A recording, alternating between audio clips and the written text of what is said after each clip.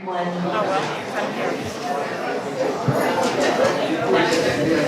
morning. I want to handle some housekeeping before we begin our committee meetings today. Thank you so much for tuning in, and please bear with us. We have a new speaker system, and I can even hear myself, so this is great. Thank you for being here, and I appreciate all of you. And I want to share with you information before we begin.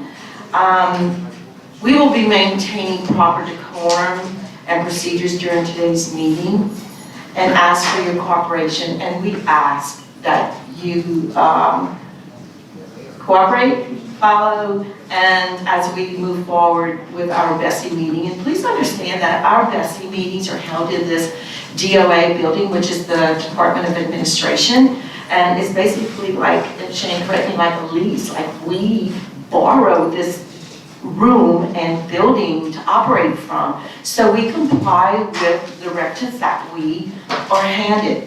And so in saying that, BESE and staff will ensure that everyone who wishes to speak has the opportunity to do so, and the meeting will be conducted in a safe, a respectful, and orderly manner, which I know all of you want to have and also comply with. I will remind you that per the governor's order and the Division of Administration, which oversees state building requirements, masks are required in the meeting room. And we ask for your cooperation.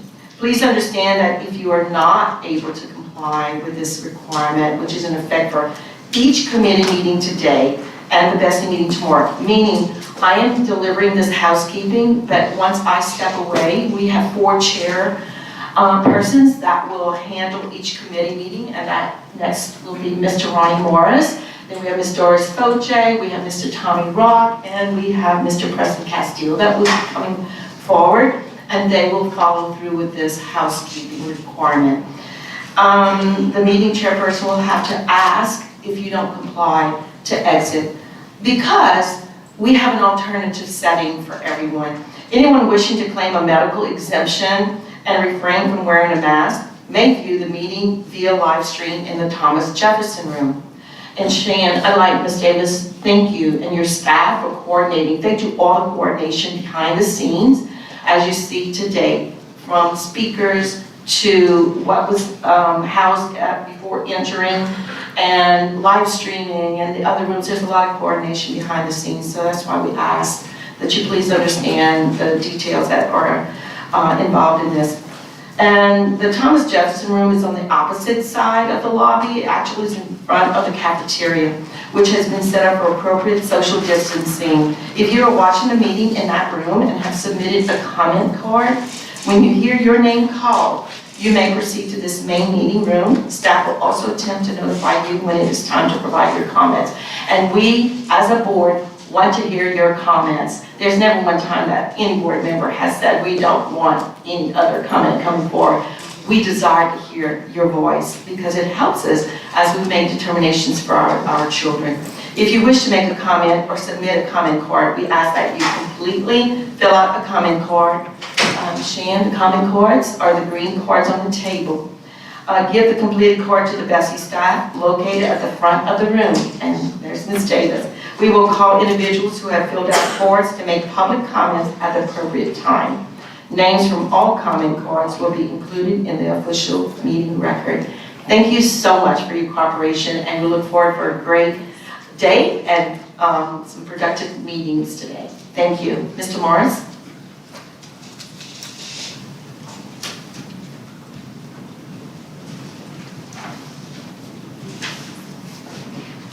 Thank you, Madam President. Folks, welcome to BESE this morning.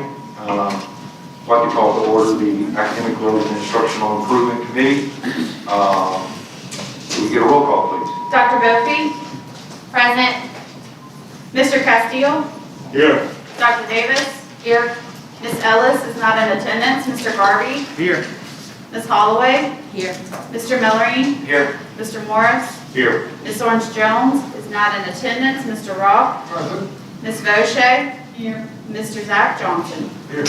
You have a quorum. Thank you. First item, please. The first item is on page 1, item 1.3, consideration of the recognition of Luke Lyons. The recommendation is to receive. Can I get a motion? Move. Mr. Garvey, a second. Dr. Davis, thank you. Opposed? Hearing none.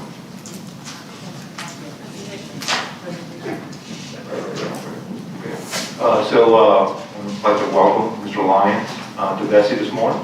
Mr. Lyons, if you would, step forward. Got a couple of notes here for folks who may not be familiar with you yet, so I'd like to share that with everyone. Luke is a 6th grade student at Prairieville Middle in Ascension Parish. He represents Louisiana in the National Beta Club as a leadership representative.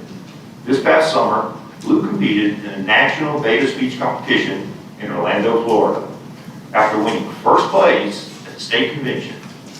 Today, Luke is going to share his speech with the board after placing first in the nation. So, Mr. Lyons, whenever you're ready. There. His Majesty can now read my name without glasses. John Hancock said these words as President of the Continental Congress in 1776 when the Declaration of Independence was drafted. Mr. Hancock signed the Declaration first and bold. If he had not signed, who would have been the first? If you had been there, would you have led the charge to independence? My name is Luke Lyons, and I am a proud member of the Younger Primary School Beta Club, and I believe that it starts with me. Leadership, character, academic achievement, and service are the pillars that the Beta Club is built on. We bring these pillars to life by our actions. Leadership is the self-confidence to take bold steps forward, to guide others in the right direction. It is being respectful towards others while having the courage of sharing your ideas. Academic achievement is a result of hard work and discipline.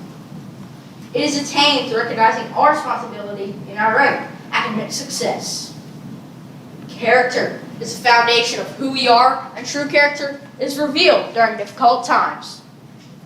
Service is the decision to put others first and to serve our Lord by loving our neighbors as ourselves. My hope for you and for our Beta Club is that we will follow the example of our Lord Jesus Christ and of John Hancock and lead with bold convictions. For in 1 Timothy chapter 4, verse 12, we learn, "Let no one despise you for your youth, but set the believers an example in speech, in conduct, in love, in faith, in purity. Take courage in the Lord." It starts with me, and it starts with you. Thank you, Mr. Lyons.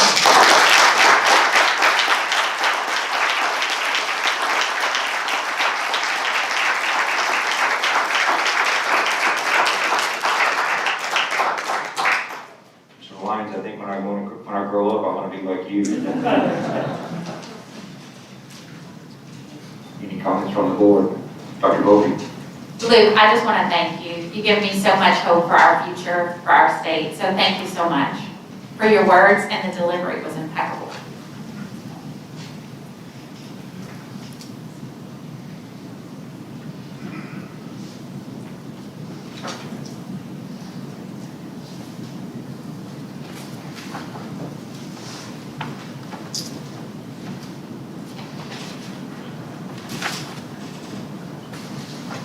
Sorry for that delay. Other board members? Ms. Boucher? And I just want to echo that, Luke, that was fantastic. And I've been involved with the Beta Club since 1976. And I've watched young men and women, and that we have grown in Louisiana to do things as wonderful as what Luke has done. We do it year after year after year, and I'm so glad that we are recognized in some of our outstanding youth. And Luke, you're such a representative, an excellent representative of all that is good within our state, within our educational system, and within our families here in Louisiana. So I want to congratulate you, your family members who have contributed greatly to this, all of your teachers, and the Beta Clubs here in Louisiana as well as across our country. Mr. Johnson? Well, I just want to say, and you and I spoke before, my school does not have Beta Club, but we have student council, we have Key Club, we have 4-H, and over the course of the past year, I have seen countless student leaders and presidents and stuff from all over the state speak, and you're one of the most polished speakers I've seen this year. You are on par with them. I'm just going to say you have a bright future, and you should definitely pursue public speaking in the future. So keep it up. Thank you, sir. And leadership like this doesn't happen by itself. So I'd like to recognize Mom and Dad, if you would please stand up.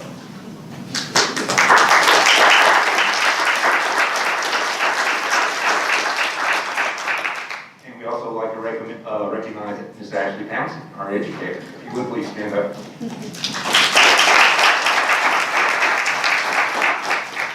Thank you folks for doing such an outstanding job. Next item, please. Anyone opposed to that? Unheard, motion passes. Thank you.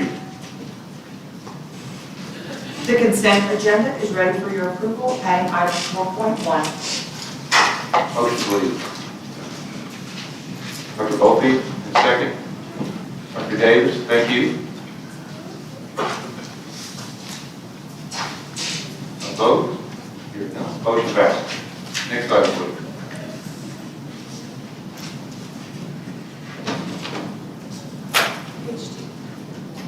Mr. Castillo, you have a motion for us? I do, Mr. Chairman. Are you ready? I move that we take item 5.1 out of order and immediately following item 2.2 on the agenda. Thank you, sir. Can I get a second to that motion? Dr. Davis? Opposed? Hearing none, motion passes. Thank you, Mr. Castillo. And then I have a second motion, and I move that with respect to item 2.2 and 5.1, I move that we receive the two reports. Thank you, Mr. Castillo. Can I get a second for that one? Ms. O'Shea? Opposed? We're going to do the reports. Yes. Dr. Brown, you want to kick us off?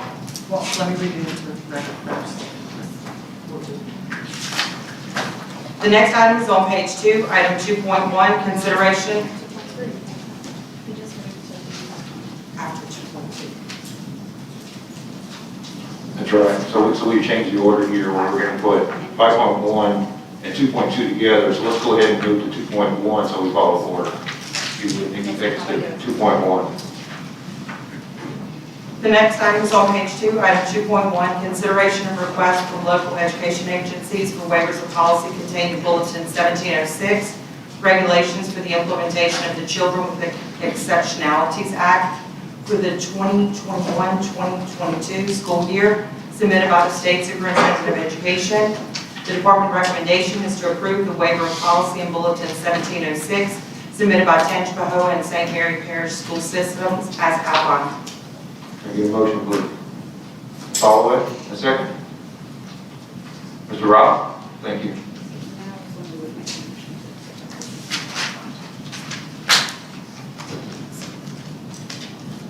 Superintendent Brumley, any comments on this one? Okay. Superintendent Brumley, I had some concerns about this one. Discussed with some other board members. It seems to be pretty routine now that we get these waivers before the board due to the lack of educators that we were able to put in the classroom to present material. I work with some of you, as you know, I work with some of your team to get some more insight on this, and really interested to understand what the portfolio of teachers looks like in the state of Louisiana right now. So many of us are accustomed to folks taking the traditional pathway, 4 years of college, teacher certification, and then they start their career in the classroom. But that portfolio today looks much different. We've got folks that are taking the traditional path, we've got folks that are making career changes, we've got folks like myself that are retired and considering that career path. And then I've had personal experiences talking with principals throughout my district where they're unable to fill some of those teacher seats to teach particular classes. And it seems to be perpetuating, the problem is getting worse and worse. And we all know that the problem is there and we need to address it. So I'm really interested in the interest from other board members with regard to get some feedback from the department, helping us to appreciate what does that portfolio of teachers across our state look like today, and help us to appreciate the part of that portfolio that identifies those seats that are vacant today. And once we have that in hand and we have some appreciation for what that portfolio looks like, then I'm interested in what we can do to, let me back up one. Once we understand what it looks like today, I'm interested in what does it look like in 5 years for the do-nothing case. And once we understand what it looks like today, and we understand what the do-nothing case looks like, then I'd like to understand what our goal is. Where we'd like for that, what we'd like for that portfolio to look like.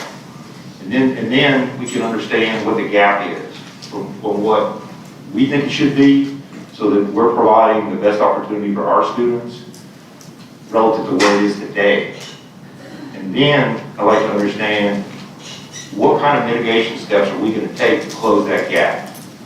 So when we go to the legislature next year and we have the MFP conversation, there's more to it than just asking for a specific dollar amount. This is what our base case is. This is what the problem is. Help us to solve the problem. So I'd like to put that out before the board this morning and see if we have some additional comments. Thank you. Dr. Bowley. I will just add to that, Mr. Morris, that I have had conversations with educators who have concerns about teacher hiring, particularly in our schools that struggle the most. And so I am really interested in how do we figure out how to move the talent pipeline, especially to our schools where students have the greatest need. And actually have an idea around that, but need some clarification about what currently exists. And so, we don't pay our teachers what they're worth. I mean, I think everybody understands that. And I know that at some point in my career, there were some changes made to rehiring people who had retired. And I understand that because I think there was some abuse of the system. But I do think we have a lot of people, especially in education, who are eligible to retire fairly young, but may make a decision to ultimately come back. And if there was a way that we could bring people back, especially into our classrooms where they could serve our most vulnerable students, because we have this challenge where we want really strong, dynamic new graduates to go to our schools that have the most vulnerable students. But at the same time, we don't have mentor teachers to serve students in those schools to get them there so that they learn the skills they need to learn to be successful there. So one question I have about it is, and I believe it's the case that you're limited in the retirement that you can receive, like the dollars that you can receive once you retire, and that's keeping some people from coming back in our system, both through substituting, which I know we also have a huge need for substitute teachers. And so I just wonder, like, is that a law? And then what steps could we take to potentially open a talent pipeline of people who have been in our classrooms but maybe needed to step away and help raise grandchildren but could come back now? Or maybe they've been in our schools and climbed the ladder in our school systems but would like to finish their career in the classroom. I know a couple of instances of people doing that, and just think that we have to figure out a way to get a talent pipeline running to all of our schools, but especially our schools most in need. And so I'm really interested in opening that conversation and seeing what we need to do. Does that mean we need to work with the legislature to get some laws changed? Because it certainly is a need. Thank you for those comments. Dr. Davis. While I completely concur that we need to be thinking about our teacher pipeline and teacher pay, I'd like to point out that these specific proposals before us deal with a shortage of talented theater and talented music and talented art teachers. And we have an accountability system for our teacher education program that penalizes teacher education programs for educating teachers in this particular area with an emphasis on STEM. And I realize that we need STEM and that we have a shortage in STEM, but clearly we have a shortage in the arts as well. And our accountability system actually discourages four-year colleges and four-year universities from educating teachers in the arts through the way we penalize them for failing to meet our needs across the state, which are all related to STEM. So just like to point that out. Thank you for bringing that to our attention. Other comments? Ms. Boucher? I think this is reflective of a, like you're saying, it's a much larger issue. We have a shortage of teachers in this state and across our country for many different reasons. Some is compensation, some I think is lack of respect within communities. There are a lot of difficulties involved. You know, when I first got into the teaching profession, it was very difficult at times to even get a job because it was a well-respected profession and many teachers. We have now created the need for more teachers than we had then on a per capita basis. When we look at stats that say, well, this many teachers retired this year, and if we have this many teachers coming in, it should be no different. But it is different because with the programs that we're putting in, Ms. Dr. Bocke's point, in working with in the more challenging settings, there's a need for additional teachers over and above what that student might be getting every day in that classroom. We used to look at, take 25 or 30 kids, put a teacher in there for fun. That's not the case in today's society. So because of the situations that education is dealing with and the community situations, we need for even greater numbers than we had prior to this. The training programs for teachers, they're sorely lacking at the university setting. And what Dr. Davis is saying is accurate. When we have our teacher preparation programs, one of the indicators has to do with placing candidates in not only high-need schools, but in high-need areas that we've identified, to the point of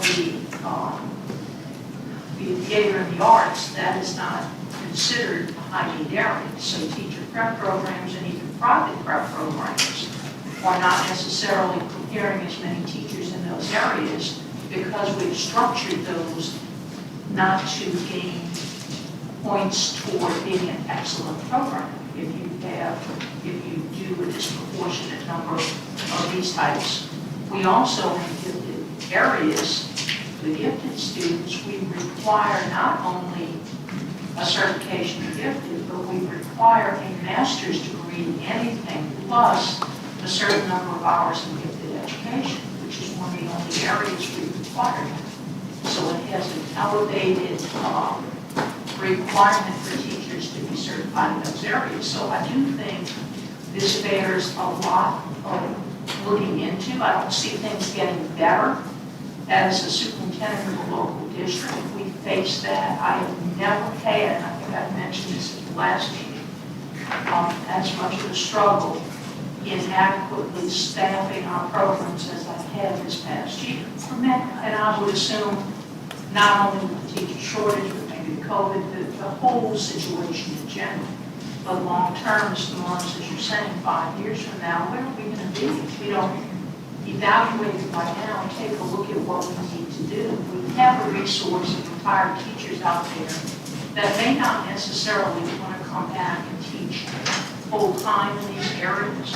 But if we could even fashion the types of jobs and the types of, I guess, the number of hours, amounts of money they can only earn right now coming back as a retired teacher after a waiting period, in most cases, less than, 25% of what their average compensation for retirement is. So if a teacher comes and just takes, a retired teacher even takes maybe a pregnancy replacement or a replacement for a teacher who is having surgery. Sometimes that period extends beyond what that teacher is able to do as they be back as retiring. So right in the middle of that, you've got to change the person. So there's a lot of little things that I think we need to look at that require some legislation, as well as some real thought on how we're going to attract new teachers into the profession and how we're going to train them. So I would be on board as long as we got something rolling in that area. Thank you, Ms. Boucher. Thank you, Ms. Boucher. I appreciate those comments also. Other members? All right, I'd like to get a motion, so we can get a motion from the board. Sorry to get some other guidance. For this way, Okay, my guidance is we need to address the public comment and motion on the board before we consider a motion to take action on this discussion. So having said that, I've got two comment cards here. The first one is supporting the recommendation, and she wishes to speak. I'm going to need some help with this. I think it's Ms. Posey. Ms. Posey, Ms. Posey, if you would step forward, identify yourself, and I look forward to hearing your comment.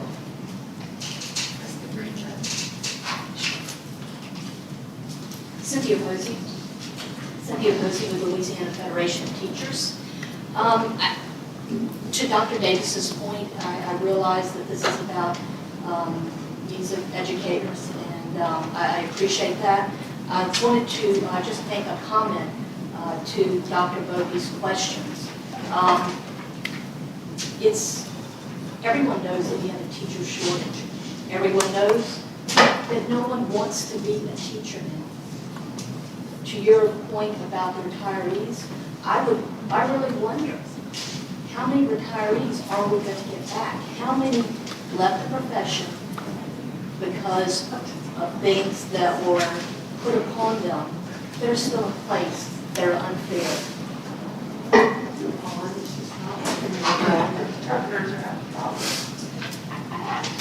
So what I would say is you can look to what's on your agenda today to find that answer. We have numerous waivers for school boards, for schools, for districts, but are there any waivers for teachers? Did we listen when teachers brought their concerns to you before this and during the legislative session? No one did.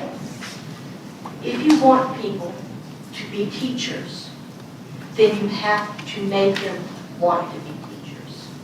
You're doing everything in your power to make it an undesirable profession. And I think that if we can have honest conversations about that, then I think maybe we stand to do something to make teaching a desired profession, a profession that is something someone can be proud of and that is well thought of. Thank you. Thank you, Ms. Posey. I have another card here from Michael Falk. Mr. Falk wishes to speak. Mr. Falk, welcome. Good morning, sir, and ladies and gentlemen of the board. Michael Falk with the Louisiana Association of School Superintendents. And I serve on the task force that was generated based on a House resolution to look at recruitment, retention of teachers. And it's scary, the information that we have received on the number of people enrolling in the College of Education and actually graduating from the College of Education and getting degrees. What we find is that those numbers have gone down. The number of people that have retired or left the profession since 2011, that number is significant. So you have a big void in jobs available and people available to fill those jobs. We recently conducted a survey on the national level, the National Executive Directors of State Associations. 20 states responded that they are having problems with the retire, rehire, return to work. So it's not just in Louisiana that people are having a problem. That problem can only be solved legislatively. The problem long-term, in reference to your question, Mr. Morris, has to be that we have to work with colleges and universities. We have to work with the College of Education. We have to get people enrolled in those programs, and we have to provide teachers. There are many classrooms today that are being filled by uncertified people. And the ones who ultimately are impacted by that are our children. Thank you, sir. Thank you, Mr. Paul. I would just, for the benefit of the board, I'd just like to add to that. I did make an inquiry at LSU where I graduated, and I want to share that information with the board. In 2016-2017, there were 233 graduates from the College of Education at Louisiana State University in Baton Rouge. It was 233. The following year, the number was 156.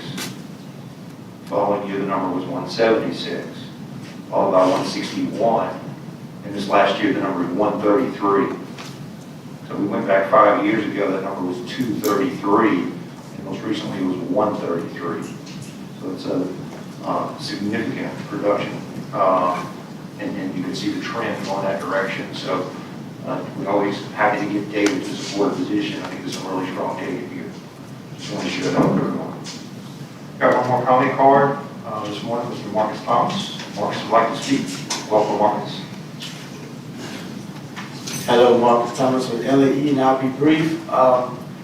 We just need to take a look at why the education profession is not desirable as it used to be in Louisiana. Like they mentioned before, the numbers are down at the college level. So the Louisiana Association of Educators, we're really concerned about this recruiting and retention crisis that we're having in the state. And if we do a waiver for retirees to come to work, we need that right now. And that's kind of a temporary fix, but we would like to focus on the fact that on top of that, we need to take a long, hard look at why educators are not coming to the profession at the college level, and why there's a lot of teachers across the state that are considering not being an educator anymore. They're highly stressed right now. We're going through the pandemic. If we could take a look at what's causing our teachers to not want to choose the profession, and ones that are there to not want to stay. There's a lot of teachers on the edge right now, and I think that'll be a great idea, and LAE is prepared to be a part of all those conversations, and we're actually working on that because it's actually a crisis going on in the state. So, thank you. Thank you, sir. Other comments from the board? Mr. Rob? Looking at this problem from my side of the house and our public side, it's the same thing, even worse for me. In the 10 years that I've been superintendent of the diocese of Manville, what I've done to attract teachers, I've tried to do my own.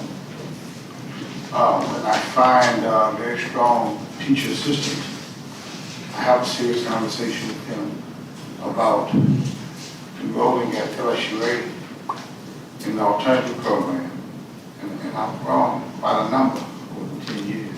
I just mentioned that as a way, even in the public system, if you find some strong teacher assistants, and if you have a way to assist them in getting certified to become a teacher, it's worth it. Now we have to do it, I agree with this whole conversation. This is a crisis across the country. But in my situation, that has really helped me with throwing some of my own within me. And I've even done the same with administrators. When I find a strong person that I can see administrative qualities in, I do the same thing. I do my best to get them into Northwestern or Louisiana College or wherever, and work with them to get the credentials so that I'll have a pool of talent. Thank you, Mr. Rob. Other comments? Dr. Davis?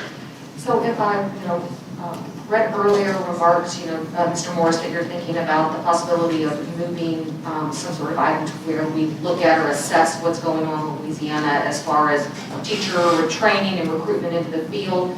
I'd just like for us to also ask to address some of Ms. Posey's remark regarding certified teachers who are leaving the profession, that we don't already do surveys, exit surveys for these teachers as they leave to identify reasons that they're leaving the profession. I'd like for us to start doing that, or even finding a way to survey certified teachers in the state that are not practicing so that we have some idea about why they are leaving the profession and what we can do to fix those problems. Thank you. Other members? We actually do that. We have an exit survey, comes to the board, once a year. Great. Thank you. I would love to see that data. You know, I love the data. Thank you. All right. Superintendent Brown.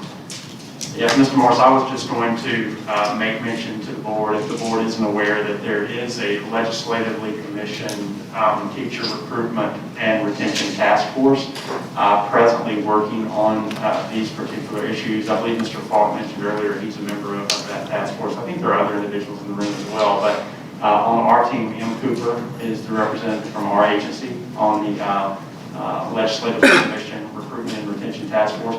They are working through a number of these issues. I guess a suggestion I would have would be potentially if there are particular items that this board would like to have explored, maybe the board could suggest that those items be kicked to that task force that's already in existence for them to also take some exploration of those items. I would respectfully comment that while I would support that approach, my interest, my specific interest is preparing the case for MFP for next year. My experience on this board so far is that I'm not sure how strongly that case has been supported in the past.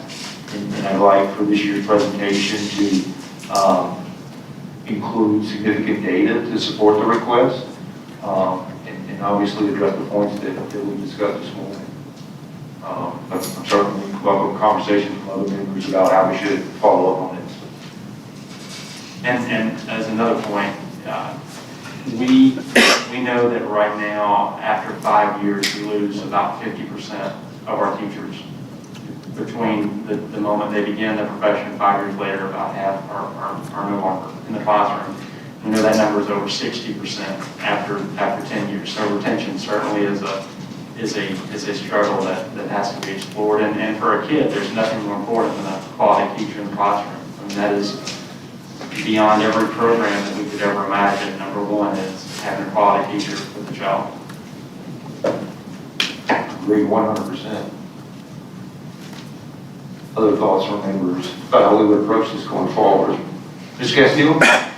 Just a quick question, and I should probably know the answers to this, but in keeping with Ms. Posey's comments and what Dr. Brumlin just said, I'm curious, top 5 reasons, why we aren't recruiting or retaining. And I'm sure there's a list somewhere maybe that task force can produce, but I'd be curious to know a little bit more detail. Is it in our packet, President Holloway? No, but you're along the same lines that I wanted to ask. Yeah. Really good point. And I don't want to put him on the spot, but if you don't mind, Mr. Morris, I love your presentation and your request. But it's the House bill with Mincy caused the task force to be developed. I'd like Ms. Cooper to share briefly what's happening in the task force and what will the outcome be? And I think that may be answered as well as on that. So the task force, Ms. Cooper, if you would please identify yourself for the rest of the sure. I'm M. Cooper, Deputy Assistant Superintendent of Educator Development. The task force was created this past session. We've had 3 meetings so far, and actually this December, during the joint Board of Regents and BESE meeting, we'll have an update to share with you all about what's been done so far. But the task force is designed to create recommendations for both the Board of Regents, so for the higher ed side, and for LDOE, aligned to recruitment and retention efforts. Those recommendations are being created along the lines of what is best practice across the country, what we're seeing in other states that are really good models around recruitment and retention, and how we can bring those to Louisiana. And so the task force is a 2-year-long task force, but we will begin some of those recommendations this December once the task force votes, and then we'll continue to add recommendations over the next 2 years. So it is an ongoing set of recommendations that will be delivered to both Board of Regents and us. But I would say overall,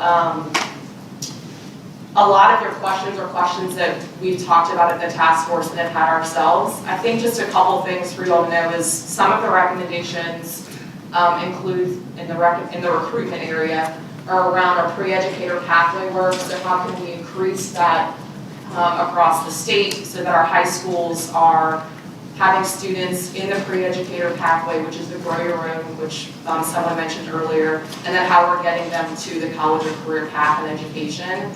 There's also a foundational recommendation around data collection. So unfortunately, a lot of the questions that were asked in the legislation around recruitment and retention are either not the easiest data pull, or we currently don't collect it in some form or fashion. And so a lot of those recommendations will be around how do we create a more robust data collection process at LDOE so that we can use that data to then drive some of the recommendations and decisions that we make around recruitment and retention. Another recommendation is around doing a compensation study and creating a strategy around compensation and incentive models for our districts and across our state, so talking about MFP earlier.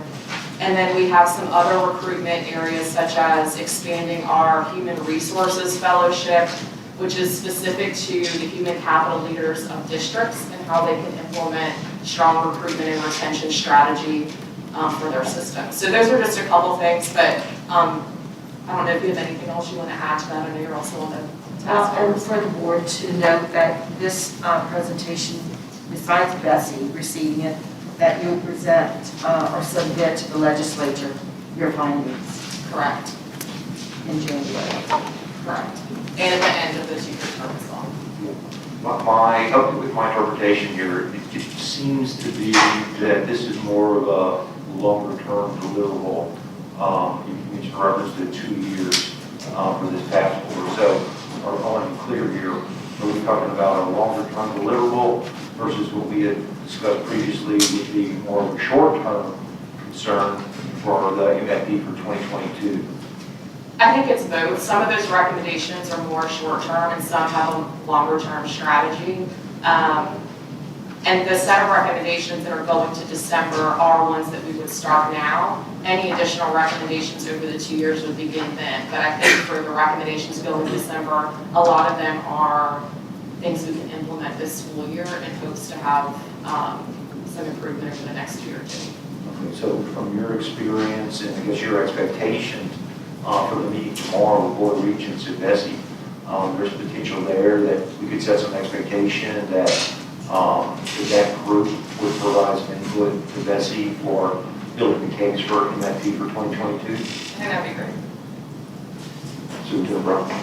Just as a point of clarity, that's a December meeting between BESE and Board of Regents, not tomorrow. Oh, thank you. But you would support that approach? Yes.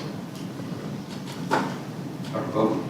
Ms. Cooper, have y'all talked about retirees? We actually had a representative from TRSL come to the last meeting and share about the different laws around that, how that's impacting school systems. And I think that that was a big question that the task force had because there's a lot of, I guess, misconceptions about it or just lack of understanding about the whole process. And so we started our last meeting with a presentation shared by them that they are included and will be involved in some of this work. Okay. Could you forward that presentation to me that you received from TRSL? And I really am interested in, like, I don't know that this is something that your task force wants to get deep into relative to what we would have to do relative to legislation to make it possible. But I am interested in figuring out who might be interested in championing that and working towards it. I agree. I think it's really important that we have the task force. I'm looking forward to y'all's presentation in December. But I also think there are some like short-term things that we could put in place that I think when the legislation was created, it was done, you know, for what people thought was best at the time, and that we're living in a different world now and need to address how our world has changed. So, and I get it. I mean, maybe not a whole bunch of people would want to come back, but when you think of the power of one teacher who may be interested, and I want principals to have choice, right? Like, I don't want them to feel like they're just hiring someone. I want them to feel like they're hiring the best person for the students that they have. Sure. I'll forward that to you. Thank you, Dr. Vogel. Members, any other comments?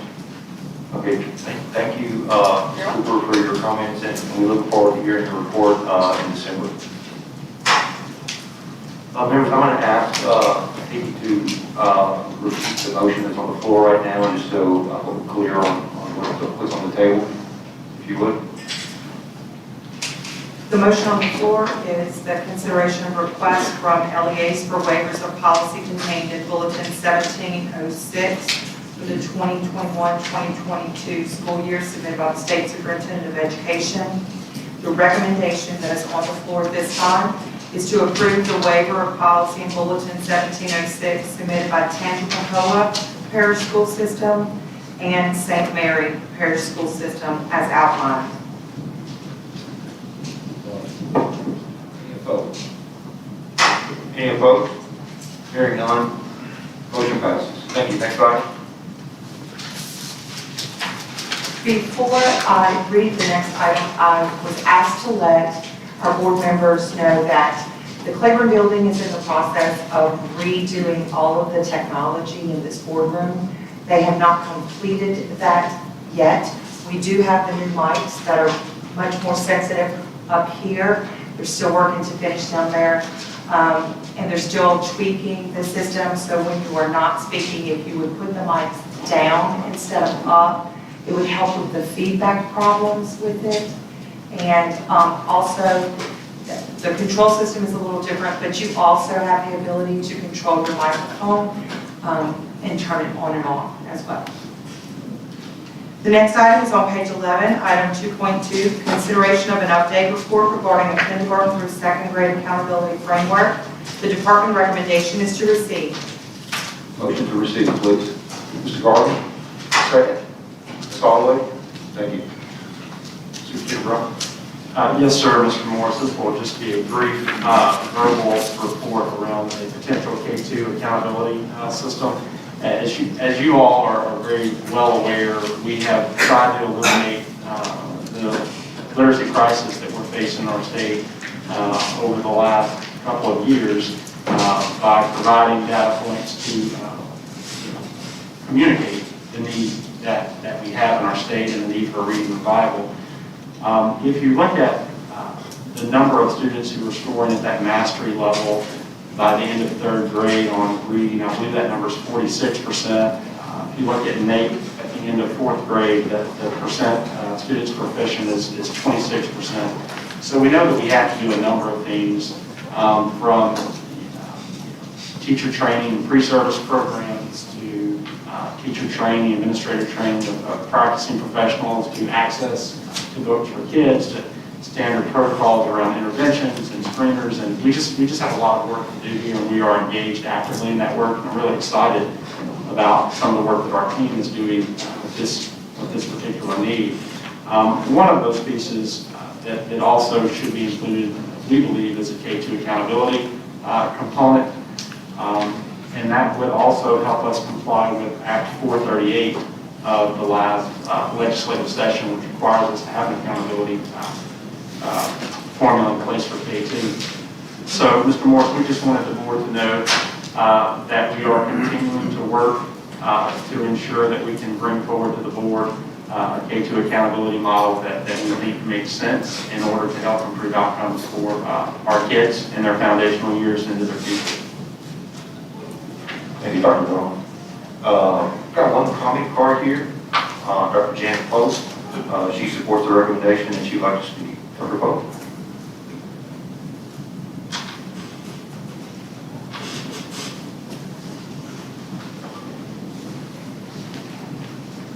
Good morning. Janet Pope, Louisiana School Boards Association, and we stand in support of the state moving forward with this mechanism to provide K-2 accountability. We have come to the Accountability Commission meetings and to this board many times to advocate and support for this. Our position and the position of our membership has not changed. And so today we come to the table again to emphasize our comments provided at the last meeting. Our membership has expressed overwhelming support of including K2 as a component of school and district accountability. Moving forward, the LSBA hopes to see continuous support for literacy and early intervention through standardized literacy assessment that is aligned to the grade 3 assessment. By providing alignment in an important part of annual assessments, again, alignment is key.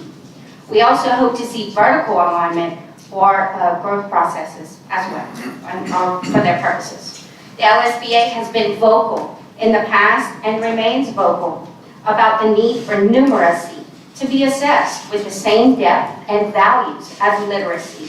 Numeracy is critical to the future success of student outcomes.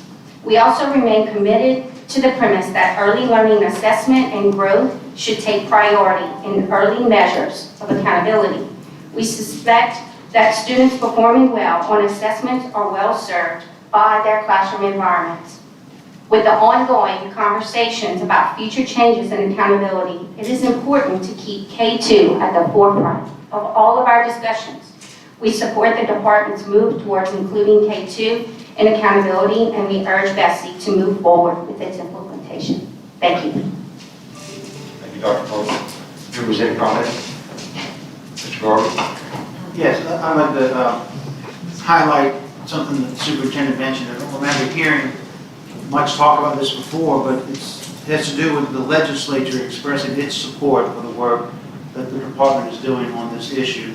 Senate Bill 222 by Senator Hewitt, which became Act 438 that the superintendent mentioned, shows the legislature's support for our movement in this and the governor's support as he signed the bill. So, Thank you. point that out. Thank you. Appreciate you.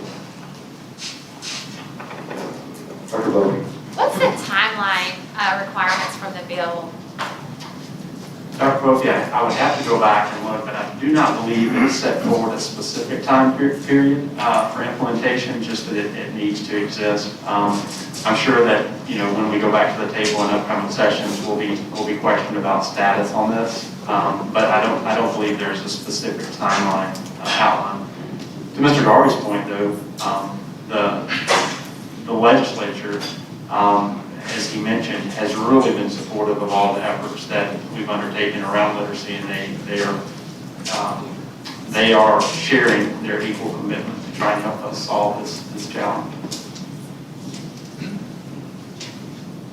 Maybe we can clarify your request a little bit, Dr. Bowlby. I recall a previous presentation that might have been specific to literacy, where there was a timeline, there was a learning year, and then implementation was 23, 24. Right, so that was a timeline that the department developed for implementation of the accountability program that we had recommended.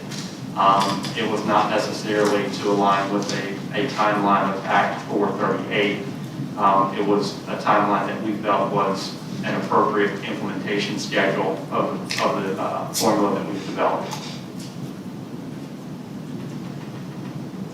And then Dr. Bowlby? That's good. Members, other comments? All right, anyone opposed to the motion? Hearing none, motion passes. Next item, please. The next item will be taken out of order. This is item 521 on page 23. Consideration of revisions to Bulletin 111, Louisiana School District and State Accountability System regarding strength of diploma index, alternative school accountability, and ACT Work Keys Index. The department recommendation is to receive the report. Motion to receive, please. So moved. Dr. Bowlby, second, Mr. Castillo. Thank you. Superintendent Brown? Mr. Morris, I guess on this particular motion, on this particular item, what I would share is that we attempted over the last year to be very open in the 2 years worth of work of the dual enrollment task force, of trying to push additional dual enrollment courses into our high schools in a collaborative way between university partners and K-12, as well as thinking about the potential through the MFT dollars to support students earning an associate's degree prior to their exit for high school. Just as an example, if we had 5% of our graduates earn, say, an associate's degree, just 5%, annually that would be about 2,200 students. So we would have about 2,200 students if we saw 5% of our kids earn an associate's degree. If we saw 10%, that number, of course, doubles. We could go up from there. What we know is the interest in the work has certainly shifted, and for most of our students, a high school degree alone is not going to be enough for them to be successful overall. That was true at one point in time, but now more and more students need a credential, an associate's degree, and a four-year degree. And if we're talking about associate's degree in particular, what you will see from the Census Bureau is that over the course of a student's lifetime, a student who earns a high school degree versus a student who at least earns an associate's degree, the student who earns an associate's degree will see $400,000 of additional earnings over their lifetime. And that's a Census Bureau stat. So our goal has simply been, rethinking that high school experience to incentivize the behaviors that we think are worthwhile in our schools. And so those were some of the recommendations that we put forward and we worked through over the course of the year with the Accountability Commission. Obviously, as we move through the process, additional concerns, I think, overall with the accountability system became, there became additional concerns brought forward with the accountability system as a whole. And I'll give you an example of some of the things that I've heard and have tried to listen to. Our accountability system has been in place for a couple of decades. Over time, various tweaks and revisions have been made year over year. And potentially now the system isn't solving or serving students and communities in the way that we all might like it to serve our students and our communities. Some of the concerns that I've heard, many are legitimate. One is the growth methodology and how we're awarding points for growth and the calculation and the way that is made. Maybe that's not the most appropriate formula. And in fact, if you explore that, or I believe that there are certainly areas where that can be improved.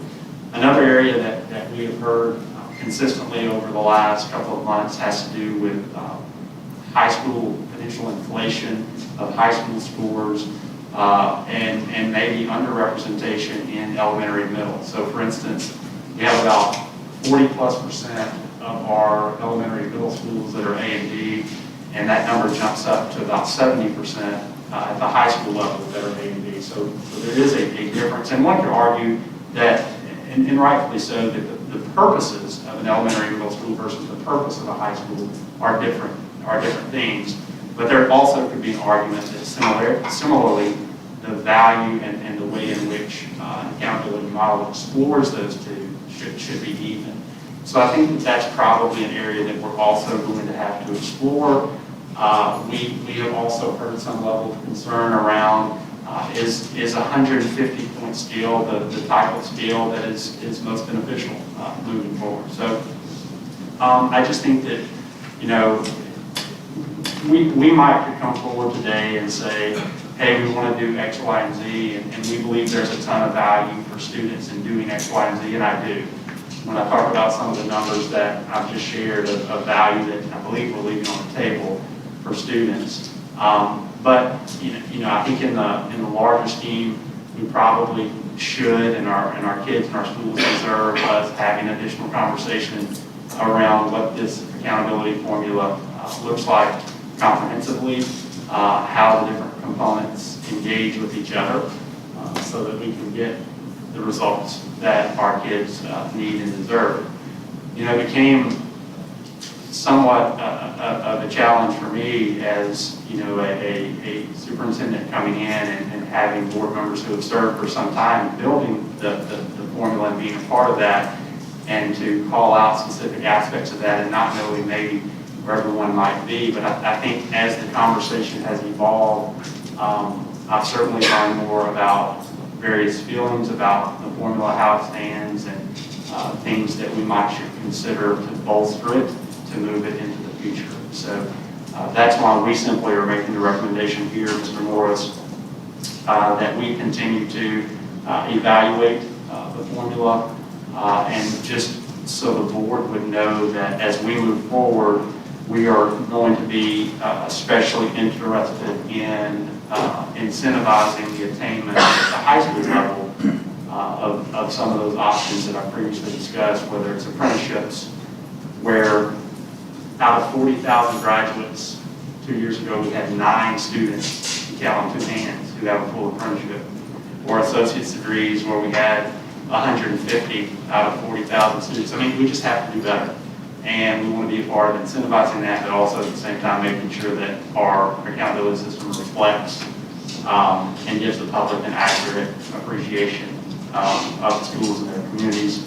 So that's what we'll be working on, or that's our intent, to continue to work on that over the next few months. Thank you, sir. Superintendent Bowman, could you help us with one other aspect that we consider this, and that is the time that the local districts as well as your team needs to implement these proposed changes. In fact, BESE were to approve them. How long does that take, so we can appreciate the timeline for implementation? Well, our last meeting of BESE approved the appointment of, or BESE approved rather, a procedure where the board president would appoint 3 members to a subcommittee that would work with some national experts where we would contract, with a facilitator where we would contract, and we would work through concerns maybe with the growth formula, what is working, maybe what is not working, what are national best practices. Because I think as we talk about the growth piece, we want to make sure that we have something that's very clear for teachers. And I don't know the degree or the percentage of teachers right now that could explain to you how their growth formula is calculated, or principles. And so I would think with that particular piece, we would want something that is possible to be easily communicated and simplified. So we have that. When we're talking about the high school timeline, there are 2 different timelines to discuss. One would be a timeline to make a recommendation on a proposal. And then the second piece is how much time do high schools need to react and make any adjustments as a result of that recommendation or potential approved policy change. When you're talking about how we calculate growth, I think we all have an expectation that at least in a year, we want our children to grow academically 1 year for a year's worth of instruction. So we know that, we expect that. The high school piece is more of a multi-year process, because if you're going to say that you want a student with a credential, a certain credential, it might be a multi-year process. If you're talking about an associate's degree or an apprenticeship, it might be a multi-year process. And so high schools have to have the opportunity to think about their staffing, their scheduling, their finances, and their partnerships. And that is not something that they can do overnight. Thank you, Dr. Brown. Ms. O'Shea. I've been a member of the Illinois Task Force for the last 2 years. We did an extensive study on dual enrollment, class AP, IBCs, the 4-year colleges, the 2-year colleges, how do we get kids to access it, how do we prepare kids for life after high school, become productive members of society. And one of the recommendations we came out with was to tie some of these experiences in our accountability board and recognize these achievements within it. I think as we look at this high school component of accountability, the basic tenet we have to understand and realize that I think the mission of our high school is going to be a little different than the mission of our K-8 program. when that ninth grader walks into our high school, he or she walks in with a set of life experiences and a set of educational experiences. And that child's going to be all over the map. So what that high school has to do, what we have to do, is to refocus. What are our goals? What do we look at? How do we reward that achievement? What are we looking for that high school student? I think we're looking for successful completion of high school, but with skills that are going to make that child a productive member of our society, a tax-paying member, a member who has a realistic view of getting a good job so that he or she can support his or her family. And when we look at these things, we also have to look at it through an equity lens as well, which is what we did with the dual enrollment task force. When that child walks in as a ninth grader, it's almost like an individualized plan. What are we going to do for that child? And we've got to reward the attainment of IBCs, the attainment of dual enrollment credit. It's most important within our most challenged communities. Because if our kids in high school can make these achievements, can earn these credentials, or earn the college credit within that protected high school environment, the support that's there is going to help his or her persistence level as he pursues it beyond high school. So I think we've got to look through it through a very different lens than we look at our K-8 accountability. So I would hope that when we study this, we're not doing it just from the 2025 assessment lens.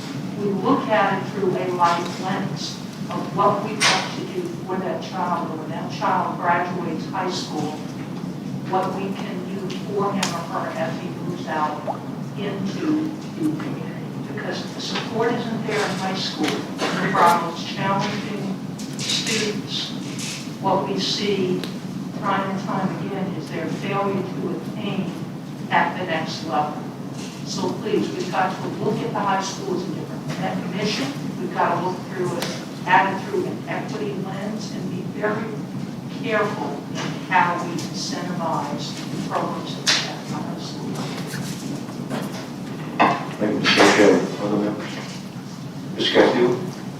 Thank you, Mr. Morris. I've got a motion that I'd like to make, but let me preface that motion with a few comments, and that is the work of the Accountability Commission and the department. I applaud that work. And Superintendent, I know how hard you work. I look at your staff here in the audience, and I know how hard they've worked as well.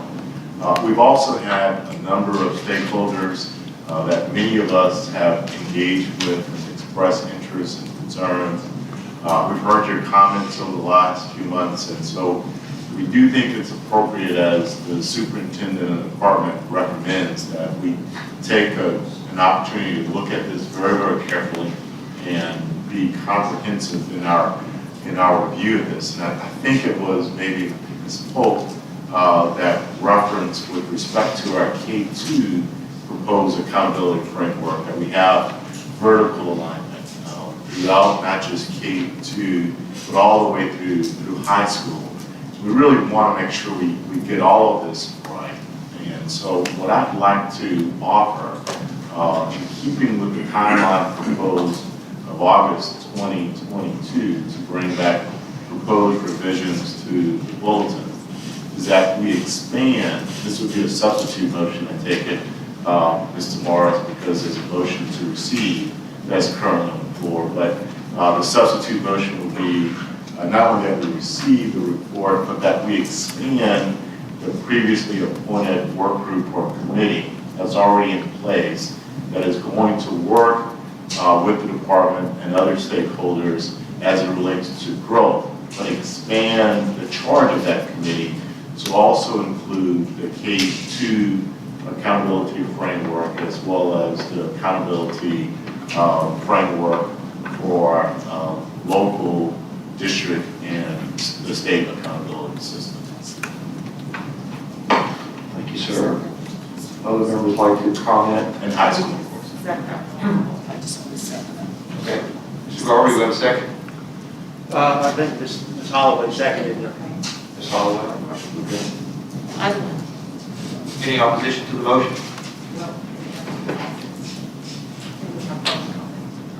Thank you. Mr. Garvey? Yeah, I'd like to follow up on something the superintendent mentioned. I'm in full support of the motion and looking at this as a comprehensive piece. We talked about this, I think, at the last meeting, the need to look at this comprehensively, and I think it's really the way to go. The superintendent mentioned that some people might be surprised that some of the people who worked on the original version, if you could call it that, of the accountability system, might think that it needs to be changed. I would point out that really should not be a surprise. It was there when we were working on it originally, or a long time ago, maybe it was not the original version. But I think we all knew, everybody that was working on it, that this is a work in progress. That from time to time, no matter how good you get it the first time, there's always improvement that can be made to the system. So even though we had strong support for the system that is in place now, when we originally passed it, many of the people who were there then realized that we can improve it today, that it needs to be improved, and that, in fact, our focus has changed somewhat. We are now much more focused on, as the superintendent said, achieving college credits while our students are in high school. So that's just an example of how things have changed, how the whole system needs to be looked at because of those changes. So there's one person who was here that really supported the original version, and I would also like to say I'm very much excited and in full support of looking at this comprehensive. Thank you, Mr. Garvey. Other members? Dr. Bowlby? So,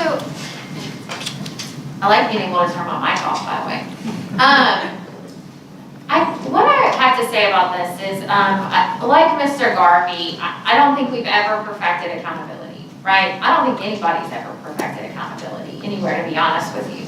I will say, I think like some context for people is, if you look at Singapore, so Singapore is a country that does extremely well in education, organized a lot different than we are, right? Like their governance structure and all that, very, very different. But what's fascinating is that they've moved on from accountability. So they had an accountability system before, but they've moved beyond an accountability system to the point to where their focus is on improvement. And they have practices in place for continuous improvement. So I do think that's something that we should aspire to from the sake of, in our education system, the accountability system was built for a purpose, right?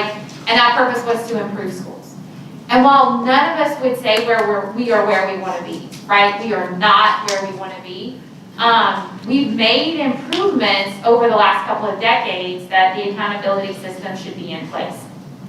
And I think the struggle with this is that you have different people who want to accomplish different things, and they get laser focused on the one thing that they want to accomplish.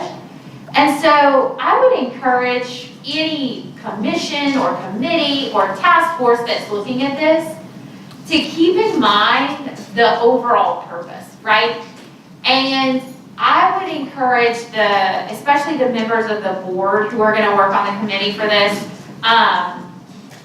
to think about that overall North Star, which for me is about continuing to improve the system, right? Because we're not Singapore at this point. Maybe we'll be at a point where we don't need accountability one of these days.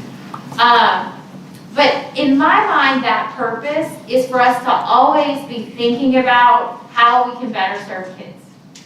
And so I would love to see the BESE members who are part of that committee to continue to have conversations with other board members, right? Because this isn't work that all 11 of us can do on a full-time basis.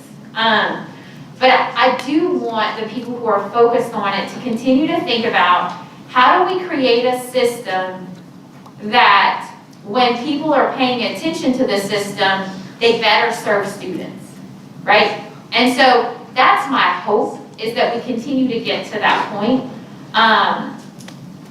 And I'll say that, you know, like, accountability is not my passion. My passion is connected to educator talent and continuous improvement and those kinds of things. But I do think that it does have the power to improve. And, you know, even we were just talking about K2.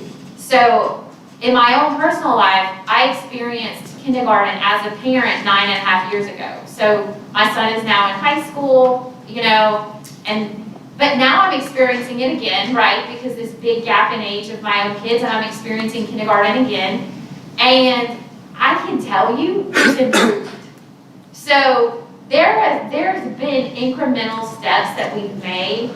I think the struggle in our state is that we're so far behind because of our level of poverty, because of the fact that for a long time people have been uneducated and it hasn't been a priority in our state.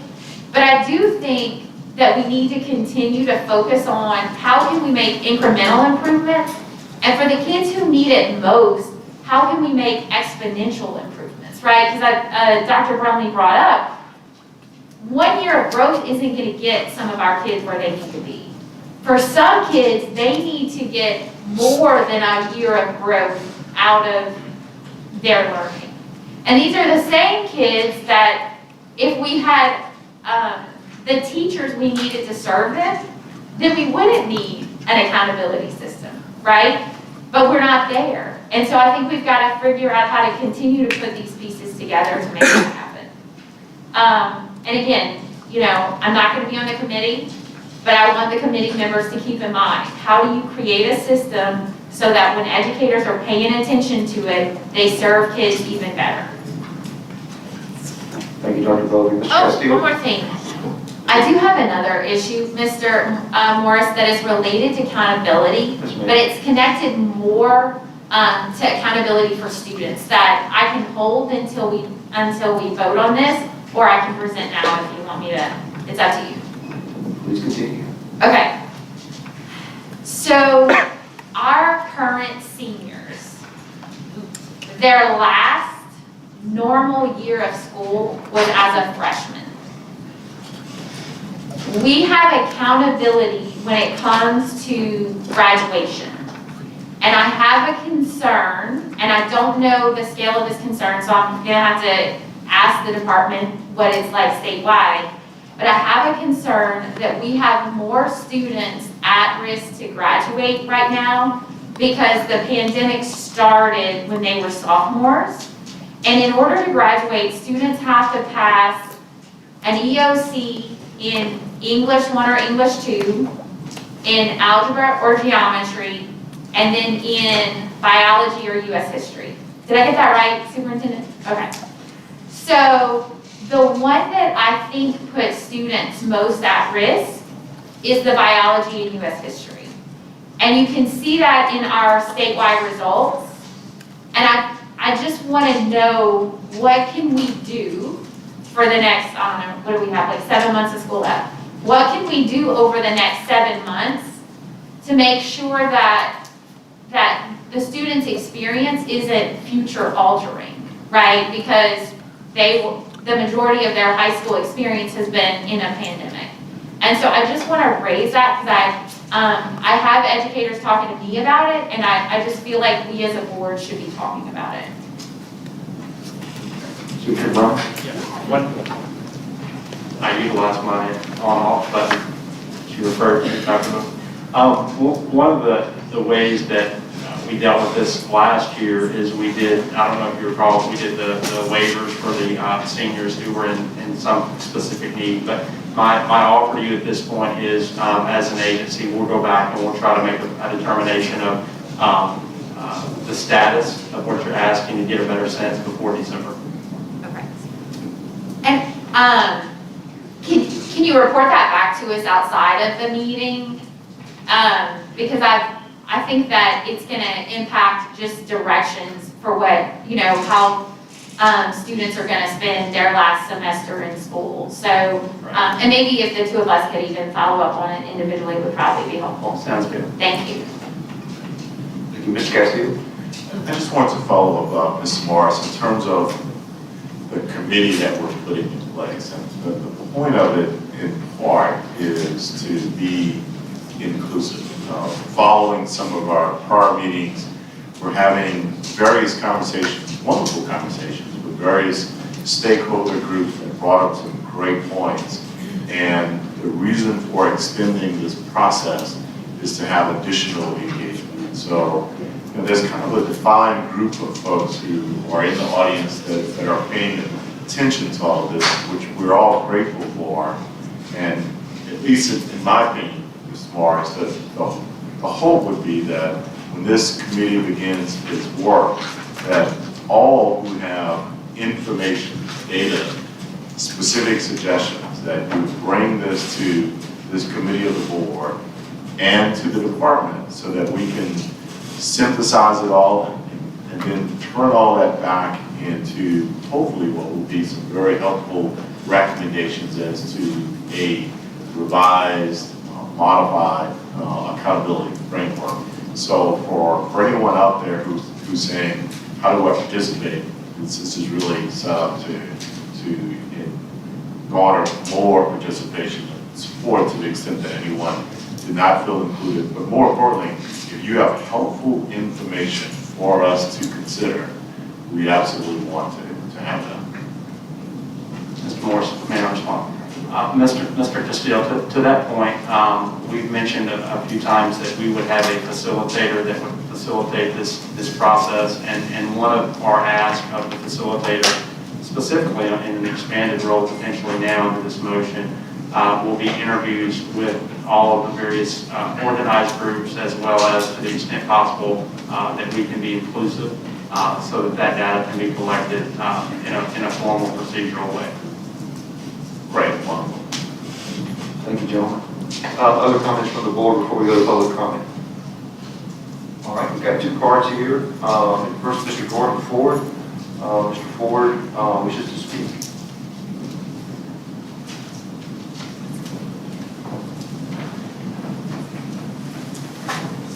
Good morning. Gordon Ford, Executive Director of Lincoln Preparatory School, where 21% of our students earned associate degrees last year. Glad to be with you. On September 7th, I forwarded an email to Superintendent Brumlin. The email was from a school counselor at a neighboring school regarding a student that had transferred to Lincoln Prep. The student was entering the 11th grade, and the counselor informed me that the student was a Jump Start student. Upon reviewing the student's record, I found that the student had a 3.25 GPA and scored basic on his English 2 assessment. I then contacted the counselor to request a copy of the student's IGP to confirm parental selection of the Jump Start pathway. The counselor sent me an IGP sound by the parent at the start of the 9th grade year, selecting the Tufts University pathway. When I inquired as to why the student was moved to a Jump Start pathway, the counselor told me that while the students are supposed to formally choose their pathway in April of the 10th grade, the decision to move with Jump Start was really made by the student when he chose standard level classes for 9th and 10th grades.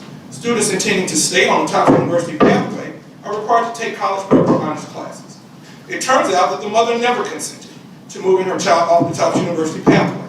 The student is now a junior at Lincoln Prep in our early college academy and will graduate next year with an associate degree. This story has a happy ending, but most do not. This student, like countless others, was moved to a Jump Start pathway without his parents' consent or knowledge. One of the effects of moving students to a Jump Start pathway prior to 11th grade is to avoid placing the student in a geometry course. That way, the student is not counted in the school's math assessment or the math progress index, potentially raising the SPS of those schools. I'm telling you this because it's happening now. The proposal regarding ACT would take it to another level because our accountability system was assigned zeros to several of our students. And there are more incentives for schools to move those kids out of their SPS than it is to work with those kids and try and improve those kids' outcomes. And so as we look at our accountability system moving forward, and I appreciate what Superintendent Brumley is trying to do to close loopholes and to take away negative incentives. We have got to take away the incentives that exist in our accountability system to move poor and minority kids out of the calculation, and in some cases out of the school, just to keep the school improvement scores up. Thank you, sir. Dr. Wendy Baldwin, who wishes to speak? Dr. Baldwin?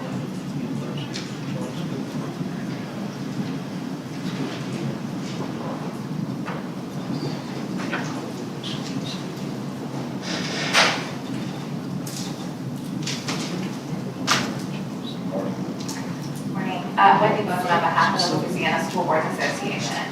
At previous BESE meetings, there have been proposals to make changes to certain portions of the accountability system.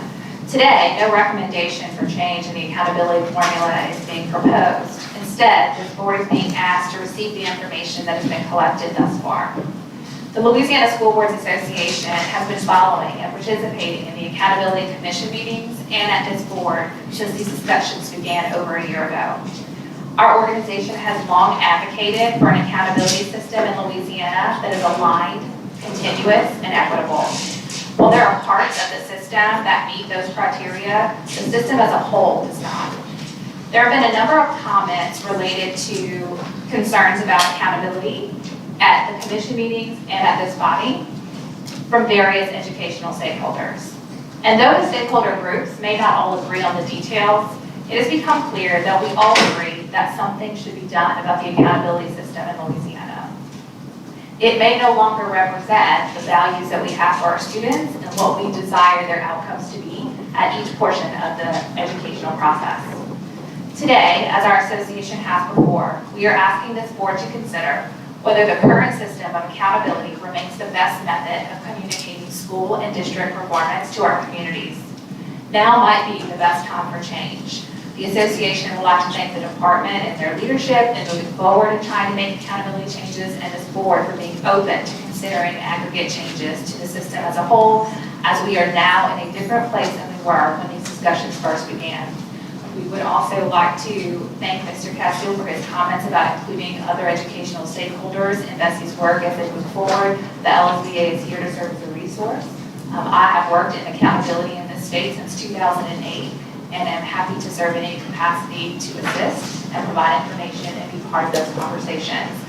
We also want to thank Mr. Ford for his comments. We've been following his comments through BESE as he advocates on behalf of the school systems as well. We thank you for your time and appreciate the discussions moving forward about accountability. Thank you, Dr. Baldwin. Members, before we move on, Mr. Castille's motion, is there any other discussion? All right, Ms. Landry, if you could repeat the motion, the substitute motion on the floor for us. Ms. Rawson. The motion is to receive and direct the department to expand the accountability work group charge to include K2 framework as well as the local and state accountability.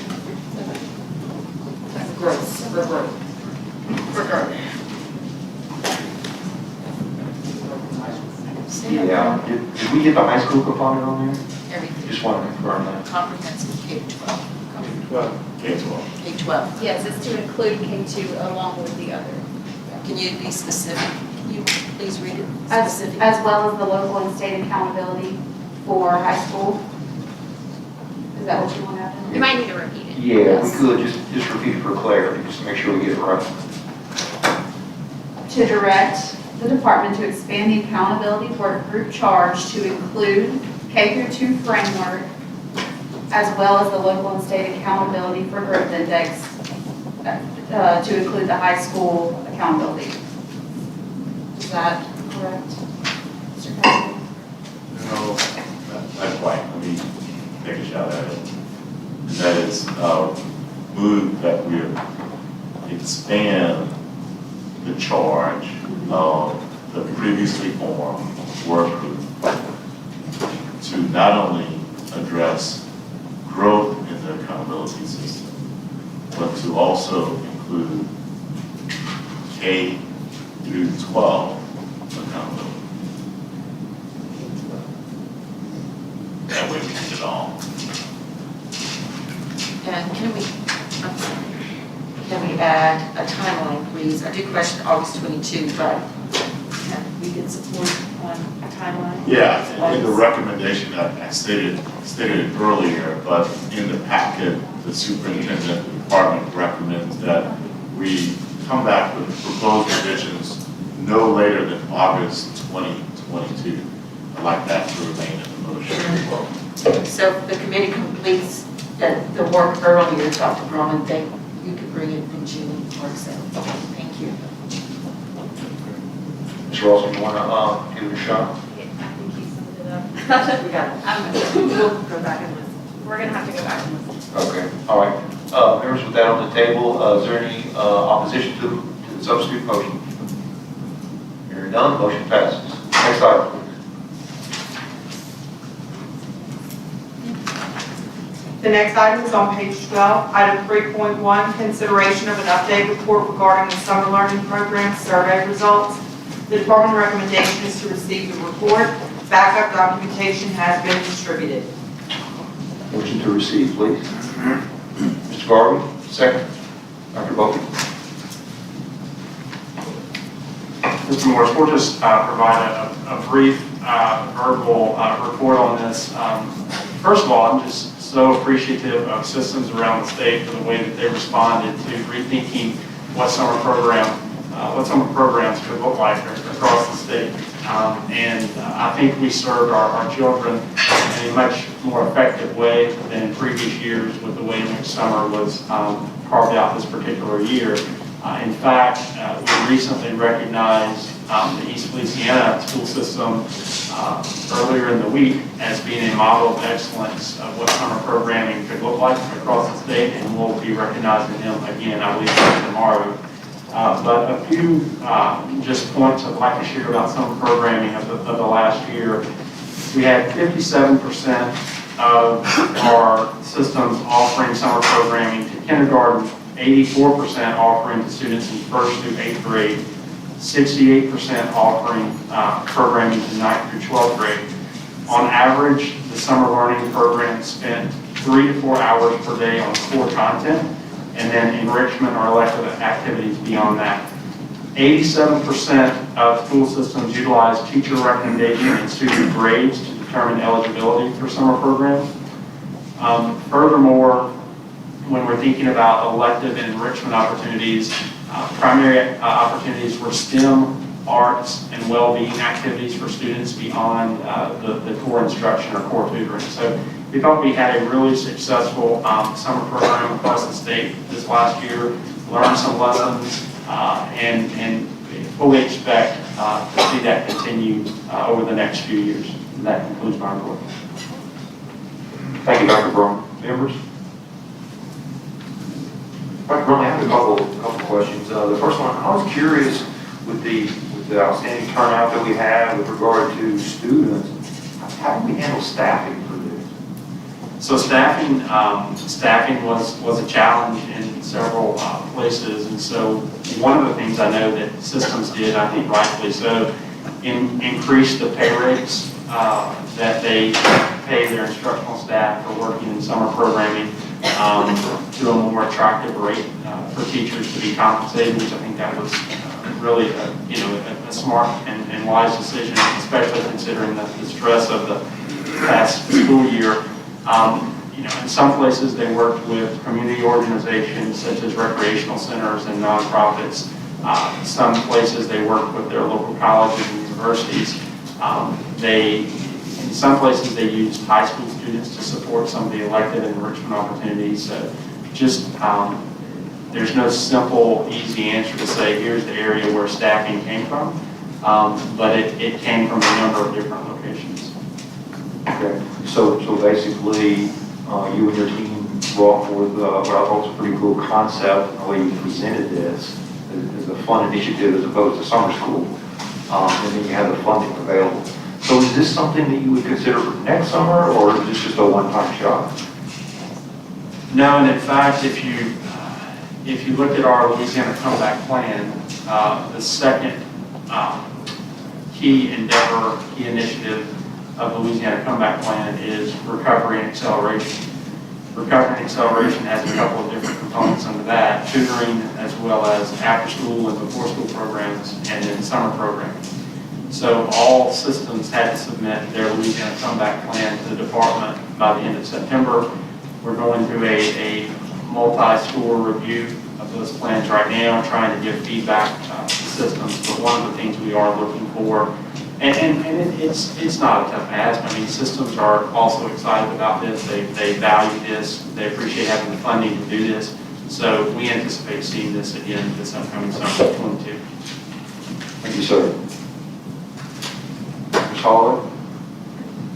Yes, I'm not quite sure what I'm going to ask about or talk about would belong here, but I would think it would be because of the, we're looking at keeping skilled kids in school and to improve their outcomes.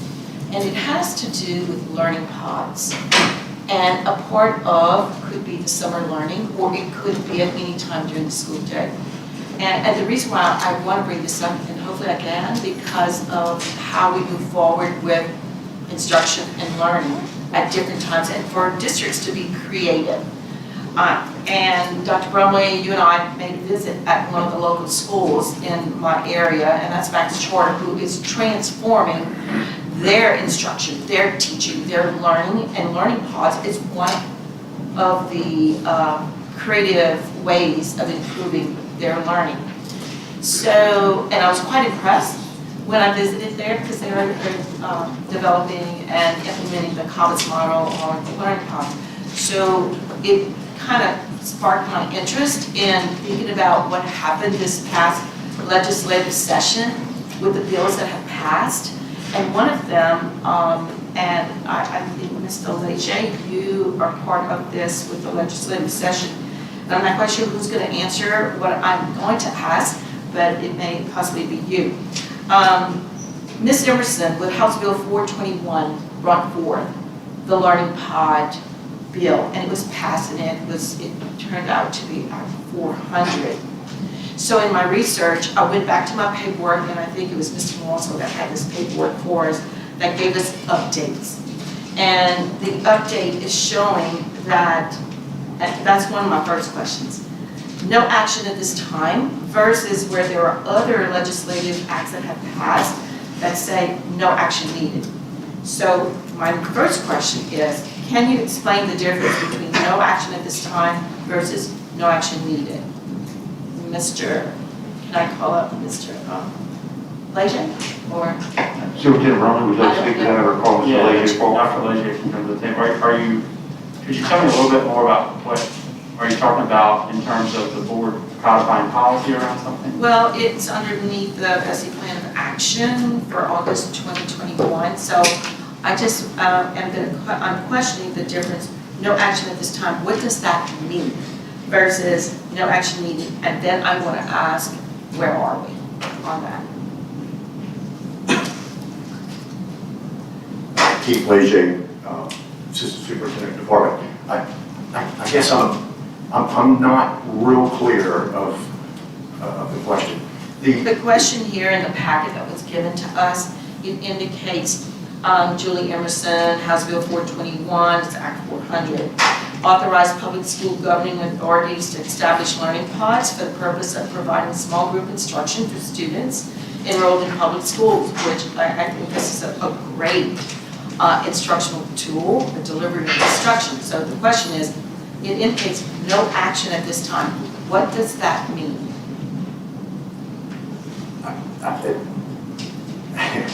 It means that as of now, there's no action that is required of BESE at the time. So what about the department? I understood with this bill that the department would take the lead with guidelines or items that that would help instruct or deliver to districts for them to move forward with creating this teaching and learning.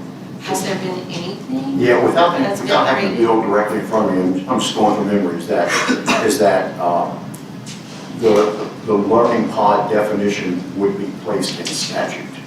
And that this is an option that that districts have always had the option of doing this. What Ms. Emerson did with the bill was simply to further define or in detail define what a learning pod is and to place that in statute. And so we'll go back and take a second look at it, and I'll get with Ethan and follow up with you on that. Yeah, it's a question of have guidelines been developed, Johnny knows, have guidelines been developed and disseminated to districts? And if so, can the board members have a copy? I'm not quite sure, but what's out there? What do districts know about learning pods and how to develop them? Is this part of the responsibility here? So you're, what does it mean by no action? So President Holloway, you're wanting us to, and I understand the question now, you're wanting us to go in and develop additional information about the learning pod opportunities that systems have, how they might could operate, what they look like, and provide that to school systems.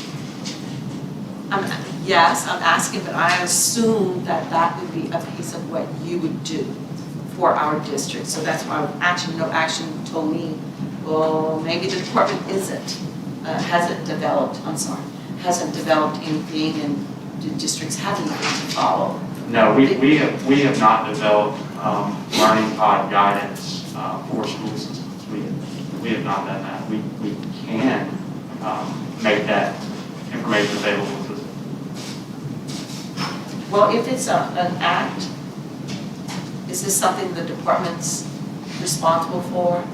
I just need to help Yeah, me not necessarily. I mean, acts of the legislature, happen when they happen, and every single act doesn't necessarily require the department to go in and notify school systems on exactly how that might look within their organization. But we're certainly open in this particular case if you'd like us to do something like that. Yeah, we'd like that, because I'm just, I'm hearing about literacy and you're developing that, and that is an act. So why not learning pods, or why not others? But this one really kind of gave me a red flag because of no action, so I just question. And I'm hearing that there are some areas, pockets in Louisiana that are developing these learning pods within their schools, which is amazing that they're being creative and out of box with their needs for their schools. So what are we doing to help in that area? And I would like action taken. Okay. Thank you. Dr. Brown, you'll follow up with Ms. Holloway on that? Yes, sir. Thank you. Perfect, thank you. Thank you. Dr. Brown, thank you for that update on summer school. Look forward to hearing about it again next year. Members, if there's no objection to the motion, hearing none, motion passes. Next item, please. The next item is on page 15, item 4.2, consideration of an update report regarding the continuous learning task force. The department recommendation is to approve the final report of the CLTF. Motion to approve. Can I get a motion, please? Mr. Mallory, a second. Dr. Davis, thank you. Mr. Morris, Ms. Cooper will present this report. She's a member of this task force.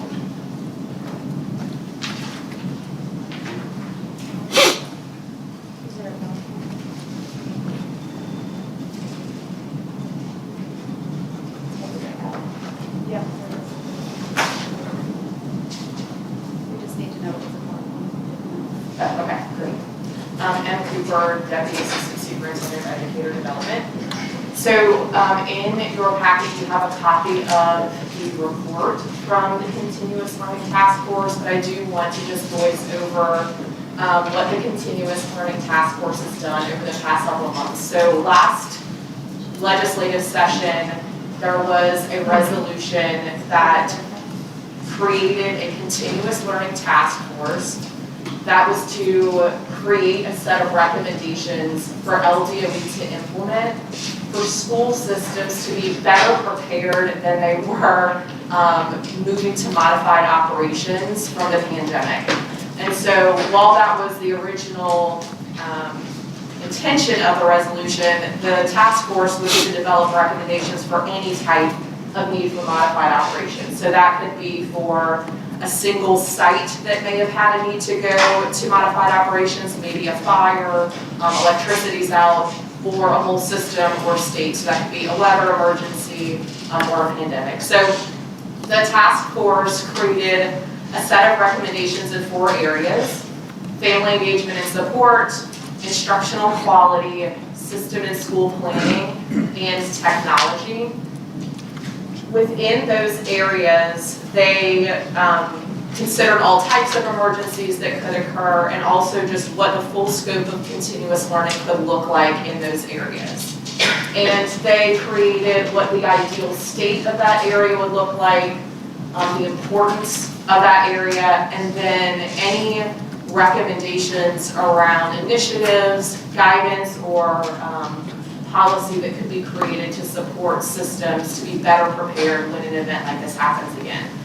So the full report would list all the recommendations, but some of them on the screen just to highlight the things that we'll be working on include digital literacy implementation with trainings for systems, schools, and families, providing school systems with emergency planning guidance with a framework for our early child care centers and K-12 systems so that they can include modified operations and continuous learning in those emergency plans. Also updating policy for school systems to create a policy that an emergency plan, including continuous learning, must be updated annually and reviewed. That is created by a group of stakeholders in that district. Also, best practices on how to use instructional minutes. So what could continuous learning look like virtually, or if virtual is not an option? So what are the different types of learning that can take place, and what could that look like over the course of a day, week, month, or longer? And then also supports for parents, including a parent portal that would give them information about how to help their child at home, trainings or information related to using technology at home. And so there's a much larger list of recommendations, but I think that this task force did an excellent job of using working groups to review feedback that they received from not only internally LDOE that we received from school systems, but also surveys and things that were conducted to get input from everyone across the state. They also looked at different models that were used across the country during the pandemic and what was working and not working in other states to guide their recommendations in these areas. So what's happening now with this is the recommendations that the task force approved are now dispersed to our staff that lead work around these areas, and they will begin implementing these recommendations that will take place before next school year. So all of the recommendations you'll see will be released, whether that's guidance, supports for families, supports for school systems, prior to next school year.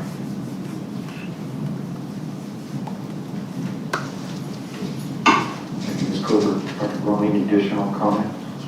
All right. Members, Dr. Bowman. Thank you so much, Ms. Cooper. I have quite a few questions on it. So I hear you talking about guidance. Do you anticipate any policy changes? The one policy change that the task force recommended is this one around ensuring that districts have a policy around this plan. So what we noticed was many systems did not have a plan to go to when the pandemic hit. And so in order to set systems up for success, if and when something causes them to go to modified operations, they did recommend a policy update that would require each system to create their own policy around emergency planning, and that plan should be reviewed and updated annually. Okay. So I think that's a really good idea, and I think a good support for people is putting out like model policies. You know, because I think we have the staff here that could bring together different stakeholders and help develop model policies, because I know the capacity in districts varies so much. You know, I think about the districts I represent, and some would certainly have the personnel to do this, and then others wouldn't necessarily have the personnel. I think also that the other questions I have is that now that the world has changed, we know that there are going to be some students who have gotten really accustomed to virtual learning and are taking advantage of virtual learning opportunities. And so I would like for you to point to me where in the recommendations or even if it's not specifically here, let me know what the conversation was about, relative to attendance guidance. Because that's a question, right? I think that was one of the biggest pieces early on, is that how do you know students are really engaging, and then what counts for attendance and what doesn't, I guess. That was definitely a topic of discussion, and it is included in these recommendations. So what we found during this past year was we do have policy related to attendance as far as minutes goes, but I think to your point, it's how can those minutes be flexible in the sense of modified operations may require it to be, and so there is a recommendation to define what that could look like for systems. So what counts as attendance, what doesn't count as attendance, how can school systems make sure they're still providing the highest quality instruction, but it'll look and feel differently, not only in a virtual setting, but for cases where virtual may not be an option. So we had several schools and systems that had to do paper pencil packets, and different things like that. So that is addressed here and will be part of the guidance that's released. Okay. Then another one around, so the students who are going to stay, I do want to make a comment. So I am someone who would support moving to competency versus the instructional minute. Like, my belief is you can't ever get the minutes back, but you could achieve the learning, right? And so there are minutes that we're never getting back.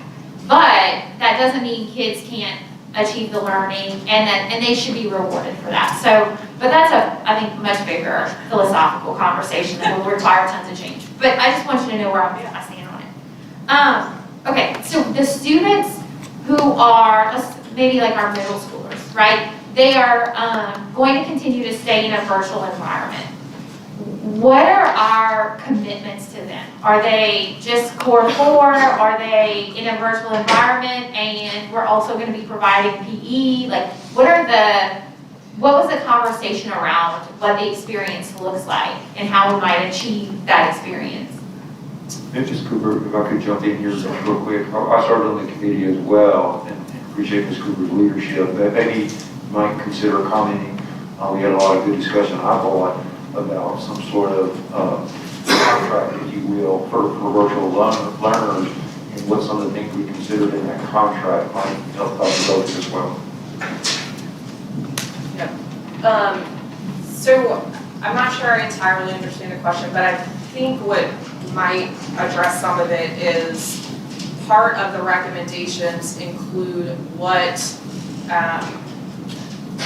an ideal virtual learning program could look like for a school system. So if a student remains in virtual learning or they have to move to modified operations because of virtual learning, especially for an extended period of time, what should quality look like in that aspect? And so that is addressed here. I'm not sure if that addresses your whole question though.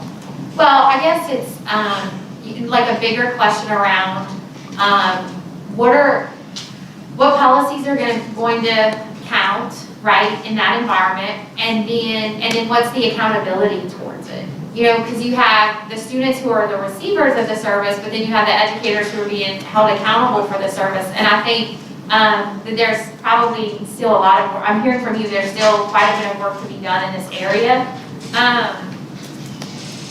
Also, what were the conversations on student-teacher ratio? I'm not sure if student-teacher ratio came up unless you remember differently, Ronnie. But I will say, you're right, this is really, the task force's work is done in the sense that they approve these recommendations, but the work to implement this is just starting. So all of these, questions and comments will definitely help guide how the implementation works here, and our team will be working on that over the course of this year. So I definitely appreciate just the questions to be thinking about as well. And I guess when you do this, I would probably chunk them, right? Because there's the kids who are going to be virtual full-time, and what does the experience look like for them?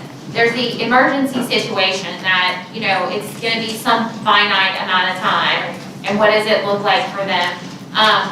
There might be other scenarios, but I do think what we're trying to provide is clarity, and as you move forward, you likely want to provide more information, because I think, you know, we have our virtual charter schools who struggled with this, and they were incredible for me as we've been dealing with the pandemic, and I call on them and ask them questions, because they've been struggling with this, with some of these for years, and then they were like, oh yeah, now y'all really interested? I'm like, yes, I'm very interested. Like, what counts as attendance? How do you know?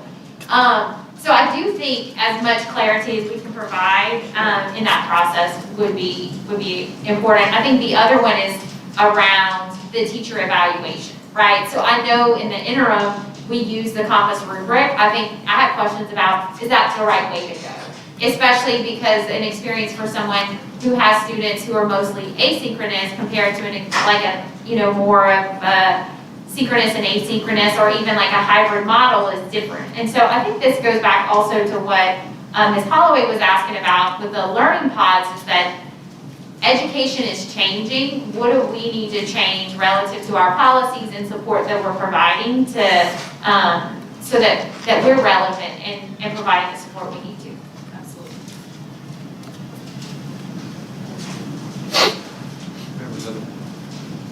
Other comments? Thank you, Ms. Cooper. Thank you. Appreciate your leadership on this one. Any objection to the motion?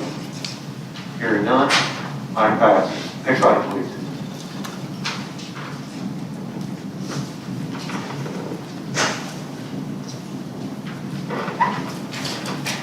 The next item is on page 22, item 4.3, consideration of an update report regarding the Social Studies Standards Review Steering Committee. The department recommendation is to receive the report and the minutes of the meeting held September 25th, 2021. Motion to receive. Mr. Garvey, second. Dr. Bovee, thank you. Mr. Morris, we just want to provide just a reminder to the board of where we stand in terms of the social studies review process. What has occurred since the last meeting of this board is that the steering committee voted, I believe by a vote of 19-1, to endorse a set of draft standards and requested that the department move those standards forward to BESE. What we have done as an agency is we have opened a public comment portal on our website so that members of the public can go in, they can look at each individual standard, they can offer feedback on each individual standard. We have promoted that portal, but we will continue to promote that portal to make sure that it is accessible and that people have notice of its availability, because we do value and appreciate the public's feedback. As I shared yesterday during a committee meeting of the House Education Committee, these are Louisiana standards for Louisiana children being developed by Louisianians. And so we definitely need the additional public comment from our members of our state. So the timeline at this point is public comment open through the month of October on the draft standards that have been endorsed by the steering committee. And then at this point, the timeline calls for the board to consider a set of standards at the December meeting of the board. So just wanted to take a moment and notify the board of where that process is right now. The work of the work group, which was 2 groups of teachers, I think 36 teachers in all, who built the standards, has been approved by the steering committee. That's now open for public comment, and then it ultimately, a set of standards would come to the board for consideration. And it will come to the board in December, is my understanding. That is the present timeline. Thank you, Dr. Burke. Members, any comments? Mr. Garvey? Yes, I have a copy of what's being proposed. It's kind of thick. If you try to compare this to the current standards, it would basically double in size what you need to look at. And if you were to try to compare what we currently have to this and maybe look at other suggestions, they triple in size. In summary, to say this is a lot of work. I've heard some people say that They have concerns that October might not be a long enough time frame to get their comments into our website. So I wanted to ask the superintendent, I believe that you have some flexibility in the time frame for which you will be bringing suggestions back to BESE. Does that flexibility include possibly bringing us stuff in January instead of December if this time frame does prove to be a problem?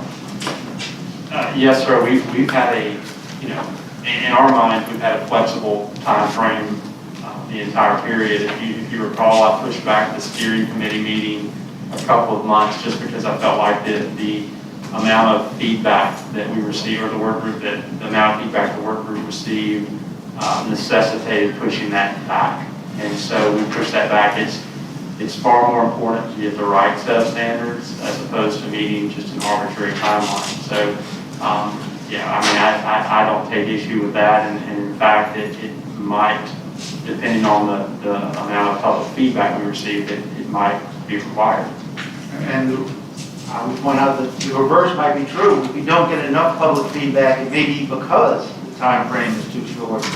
So I ask you to keep that in mind. And if you feel like you need any more authority from BESE to keep your flexibility, let us know. We can adjust this right now if you would like.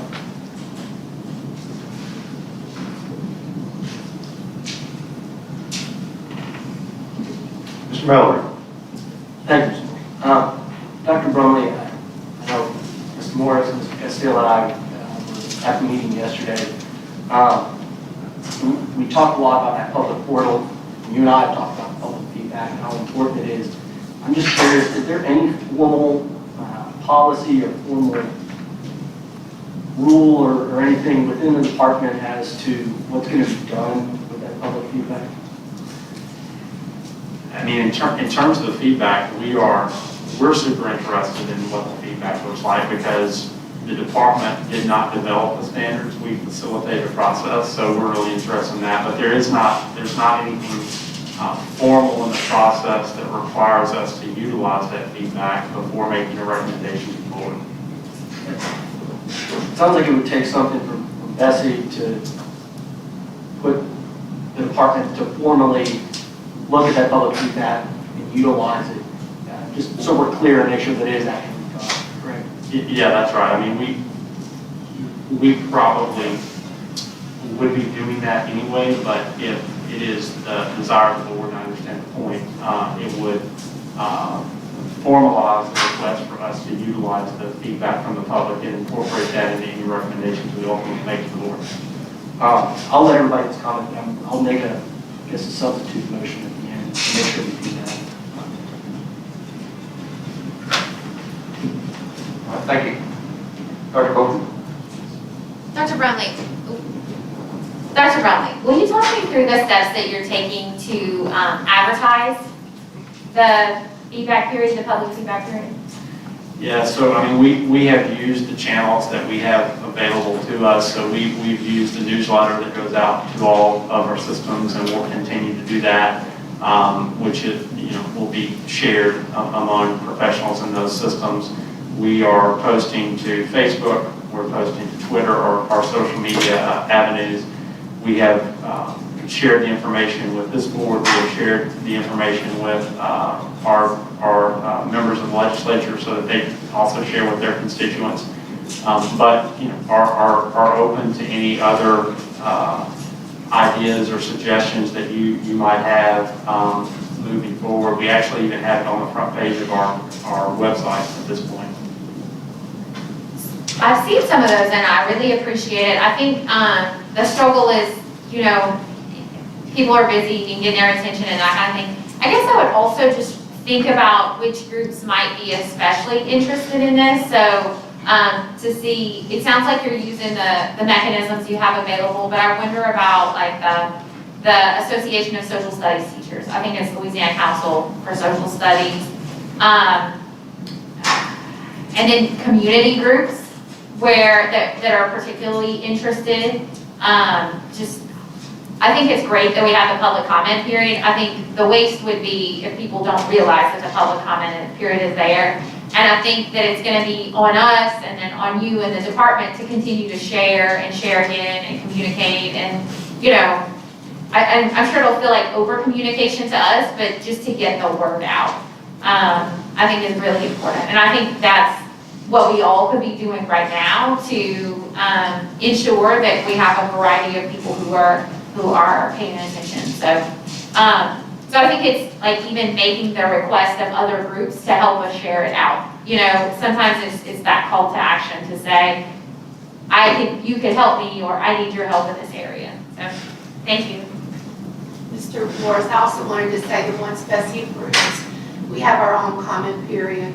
Goes into the bulletin, and we still have another comment period. So if someone felt that the recommendations of the department weren't captured in their comments, they could always come to you and write in their comments again. And you could consider that as a board. And so you're talking about through the notice of intent process, so they'll come to us, we'll approve them, then we go through the regular notice of intent process where those are publicized again, and people have the opportunity to write in. Yes. Okay.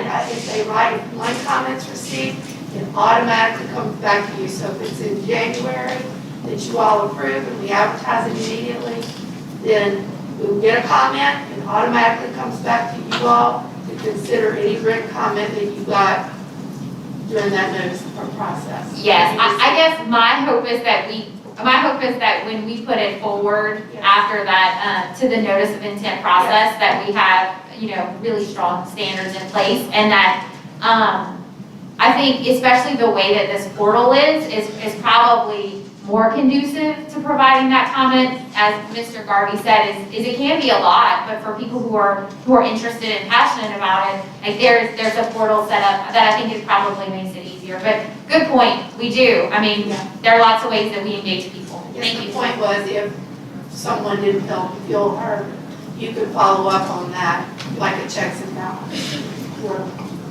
Thank you, Ms. Davis, for bringing that to our attention. Mr. Castillo. Just to follow up, I'm happy to second Mr. Mellorin's motion if it hadn't been. In terms of the information that we received in the portal, just one clarification for me. One, that information, of course, will be reviewed by the department. Do you synthesize it in any way to provide it to us? How do we get an opportunity to review what you receive in as a department? And I guess that's kind of the first thing. It's just a little clarification in terms of how do we get that information to review. And I'll also comment that, one, really appreciate the remarks of Dr. Chasson and Dr. Brumley yesterday before the committee. Did an excellent job with the presentation. And the engagement of the legislature in this particular committee and the public. It's always helpful for us in the process. So it was a good presentation yesterday, but Mr. Dr. Brumley could add a little more clarity with regards to the report. I appreciate it. Yes, so the feedback that has been received to date has been feedback of individuals speaking at the steering committee, or, for instance, emails that have been provided or conversations with board and other constituents. The public portal for the first time will allow us to really capture that information, categorize it, look at patterns, synthesize that. So we will do that, and we will provide that information to the board as well. Great, thank you. Ms. Oliver. Yes, thank you. Dr. Brumley, I'd like to thank you and the Social Studies Committee, Dr. Chasson, for your hard work. But I need a couple of things clarified. I know I expressed the concern with the inquiry process, or you called it the inquiry standards, which I know that is a teaching method. And since last meeting, I understand that it has been removed. So the question is, where did it go, and can we find it some other place, and what did you put in its place? I'm assuming maybe, I don't know. Thanks, Ms. Holloway. It's a good question. For one, I would clarify that the standards are not the department standards. The standards are a set of standards developed by a work group that the department facilitated the process. So you're talking about the inquiry standards that were initially That is correct, that's Yeah. right. And that's where we had a discussion last time about, is that a teaching practice, Socratic method, what is that, and does it actually need to be a standard? And I remember that conversation last time. I thought that was a really good conversation. I think they've been moved to something called compelling questions. That might be the answer, but they are in many ways still in the document, not as inquiry standards, but they've been shifted to something I believe called compelling questions. And I may need Chanda to come up at this point, talk a little bit about where that shift is happening. So am I understanding that the words are not inquiry standards, now they're compelling questions? Hi, Chanda Johnson, Department of Education. Maybe bump the mic. Chanda Johnson, Department of Education. So what we did with what was called the inquiry standards before, first we removed the part about action, civics, and that people were concerned about kind of at the end of that portion of the document. So if you review, you'll notice that that's been removed. When it came to the skills and practices, those really aren't about like teaching methods. They're really about how social studies is done. So, for example, a student is going to work with the document, and they're going to do something with it, and they're going to do social studies. So, to make it clear what that portion of the standards really is about, we renamed it skills and practices. So, just like in math, when you look at math standards, we have math practices. It's just kind of how you do math. We set up the social studies standards to make that more clear. And as a point of clarity, the work group made that design. Yes. Sorry, we like teachers. Sorry, it's hard to. So it's just getting clarity on what you were assigned to do as developing social studies content standards and not ways of teaching or teaching methods. So I'm trying to get a. Right, so it's not teaching methods, it's the things that students are going to do as they're working with content. So yes, they're going to learn content, but to learn content, you do the content. Just like if I'm learning how to multiply, I don't just sit and watch people multiply. I have to model, I have to reason and teaching method, yeah, okay. they're the math practices, right? So it's very similar. These are the social studies practices. It's the way that you do the social studies. The students have to be able to do something with what they're learning, and that's what the work group tried to make more clear in this newest version of the standard. I have another question, but Oh, no, it's go for pertaining it. to this, Yes. Okay. Thank you. I don't know if that really clarified my thinking about differentiating teaching methods versus standards, but thank you. Thank you, Sean. I appreciate it. That's it. No others for you. So Dr. Brumley, yesterday in the House Ed Committee, I know you were asked about if you endorsed the standards or you opposed the standards. How do you feel about the standards that have come before us? Yeah, look, I think we had 36 teachers, I believe was the number, that brought to the table a ton of experience in the classroom, a ton of educational experience in terms of their degrees that developed those particular standards. I am not in a position at this point to go in and weigh in on my personal beliefs on those standards because I have not done the due diligence because that has not yet been my work. Are there some things that I look at and I think, well, I'm not sure how I feel about that, but I have some concerns. Are there things I look at and say, okay, that makes sense? Yes to both of them. But I'm certainly not at a place where this draft set of standards is something I would bring to this board as a recommendation. And the other question would have been to clarify comments out there. Until this date with your work group, steering committees, can you validate that this work group worked on those standards, modified the standards, and no one from the outside came in beyond to help? the work group did the work, the department facilitated, and yes, I mean, we have received feedback from members of the public here in Louisiana who have weighed in at numerous times. I'm not aware of anyone outside of the state. No, not outside the Yeah. state, within the state, that assisted or gave their opinion while these standards were being worked on, outside of the group, that weighed in. Oh, yeah, I mean, I think a number of people have weighed in over the course of time to give their feedback on the standards.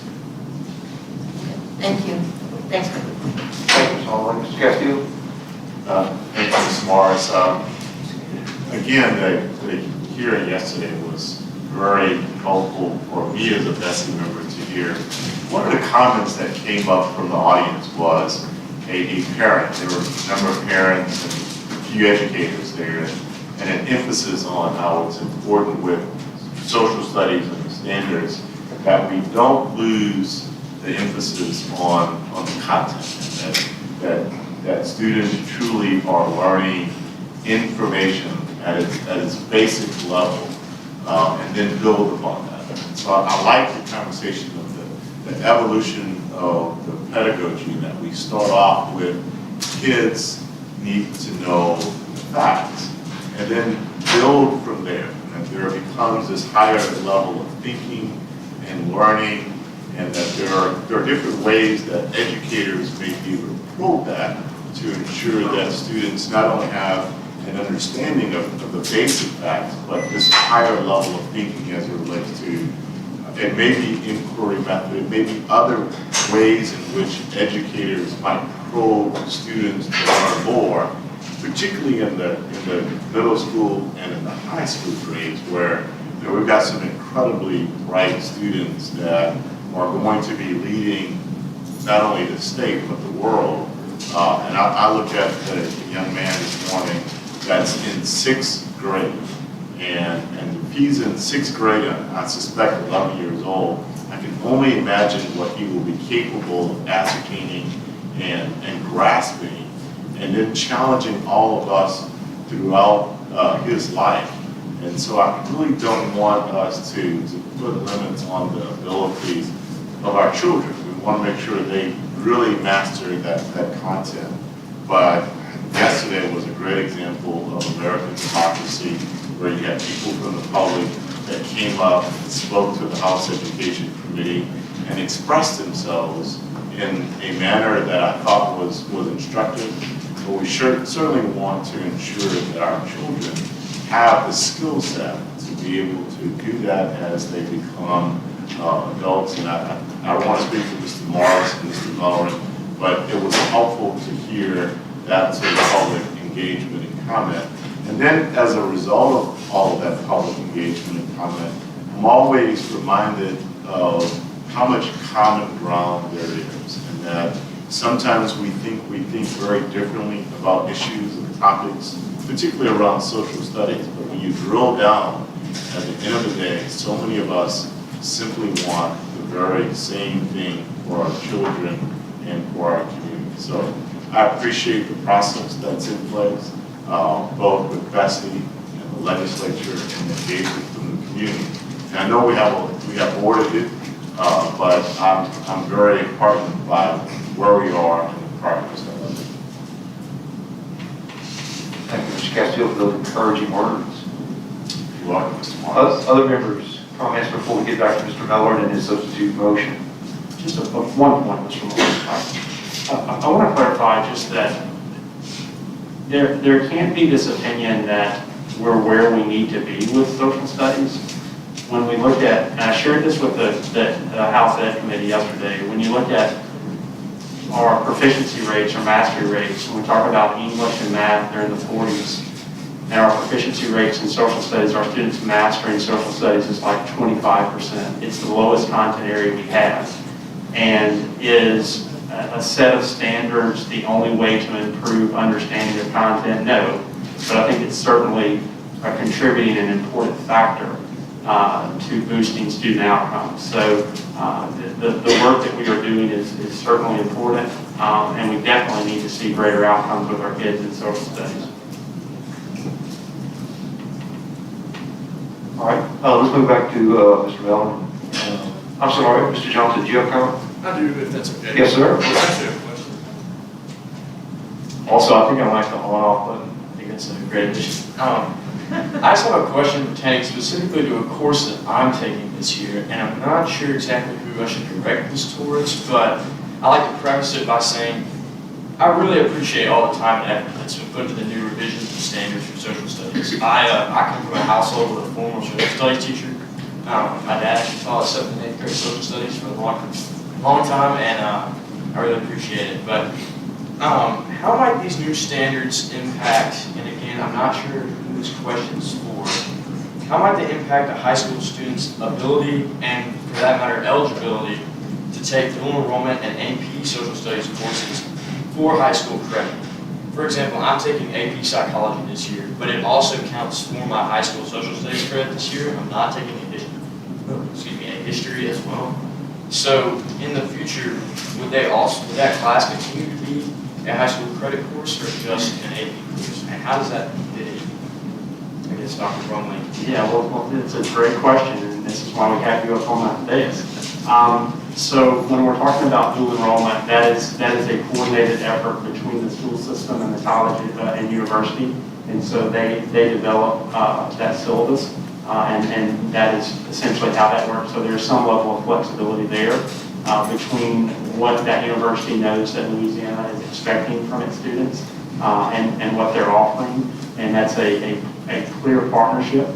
When we're talking about AP, that's a little different because AP essentially sets their own content outside of necessarily the state of Louisiana. So it works in a couple of different ways. But what we can do after today is we can take some time and we'll set you up with the Career and College Readiness Department and they can dive into that a little deeper with you. Yes, sir. Thank you so much.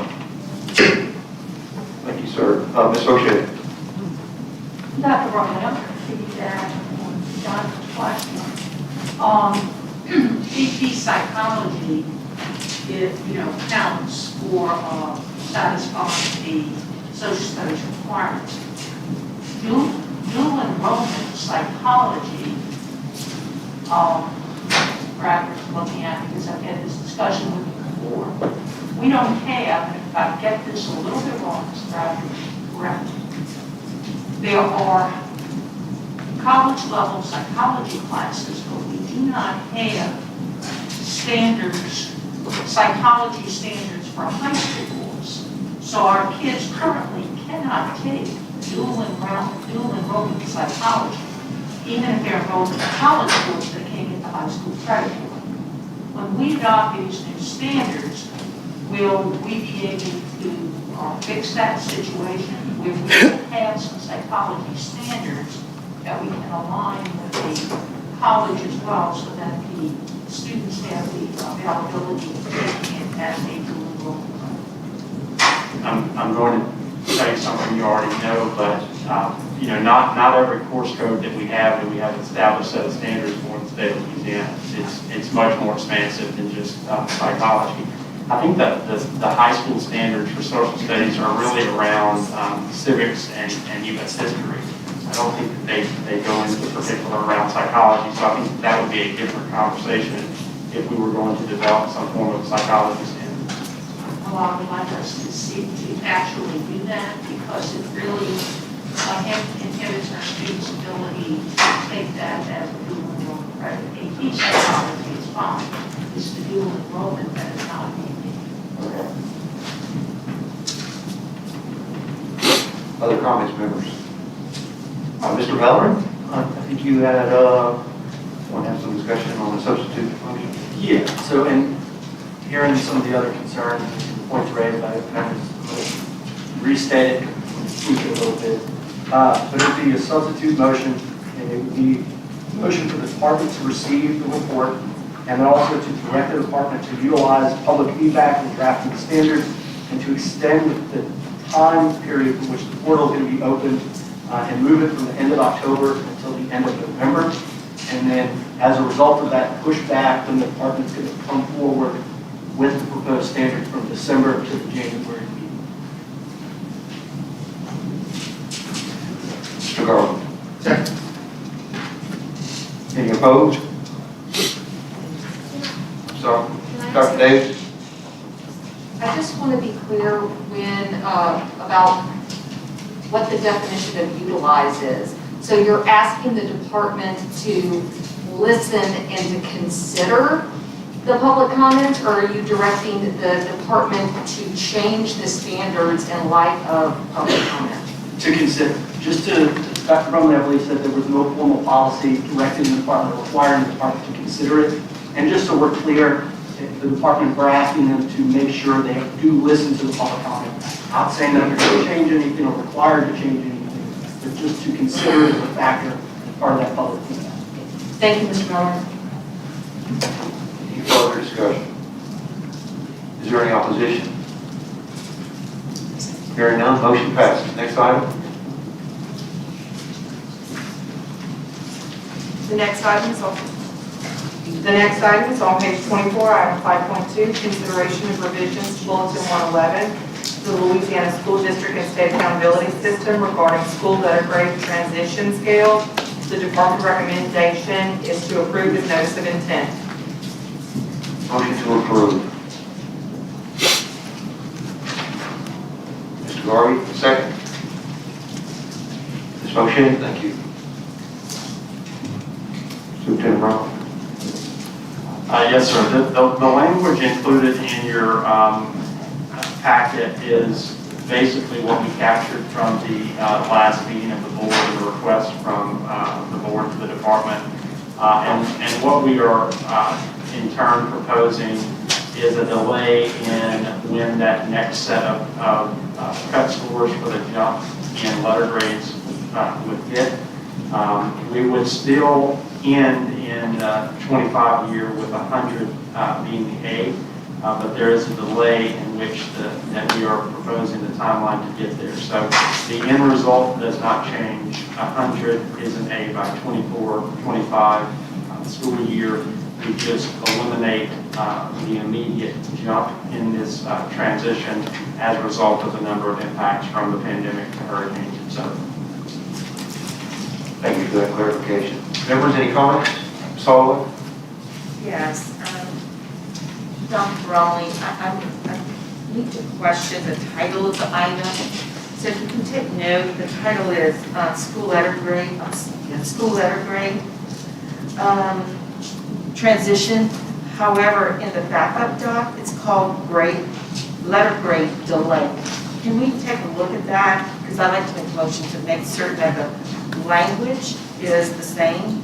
A motion that the backup doc with the proposed changes should have a title that is aligned to the item that's on the agenda, school letter grade transition scale. Can you make note of that? I don't know who would make that correction, just to make certain that it's aligned. I know it said in the backup doc. Okay. So just take note with the department if they can make certain that we pay more attention about that language, that we don't want any of our board members to be confused about the action taken. Where can you see letter grade delay? I'm sorry. In the board doc, I don't have it out, but I know it was in the board. Just check the board doc, check to see. Yeah, where it says, letter grade delay. Let's see if I'm reading it right. And we're amending it to baseline transition grading scale, which I, definitely supporting it. It's just, it's the language, so we can take a look. Ms. Davis, you can help us out with that after the meeting and follow up? Yeah. Let's take her letter grade. Thank you. Otherwise, it's good. Thank you, Ms. Holloway. Members, any other comment? Mr. Mallon? Any other comment on the substitute motion? Any opposition? Hearing none, motion carried.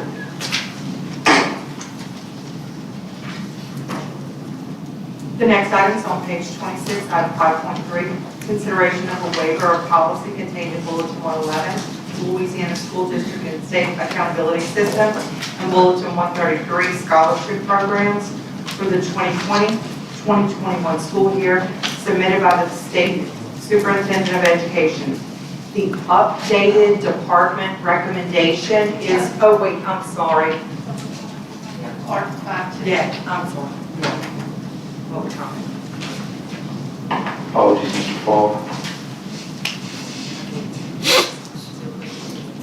That's okay. I know you're trying to get through the agenda, but no. Michael Falk with the Louisiana Association of School Superintendents to talk about item 5.2. We have changed the target for letter grades. We first set target in 2014, changed the target to 2025. This does not do anything to change the target. We're still going to have the 100 and the 95. Even with a delay, you only have 1 year at 90 and 1 year at 95. If you look at the statistics, you see that the breakdown is the percentages of students, the percentages of schools falling in the lower levels increases, while the percentage of students in the higher levels decreases. You're still going to have that same drop and increase. So the year that you're putting in there is not going to make any difference in the end result. I just think you need to understand that. I think people need to understand that districts are already trying to calculate where they are. They're trying to determine how much they've lost in this upheaval that we've had. But I just want everybody to understand that the increase in the bottom, the decrease at the top is still going to occur if you look at the past history and the trends. Thank you, sir.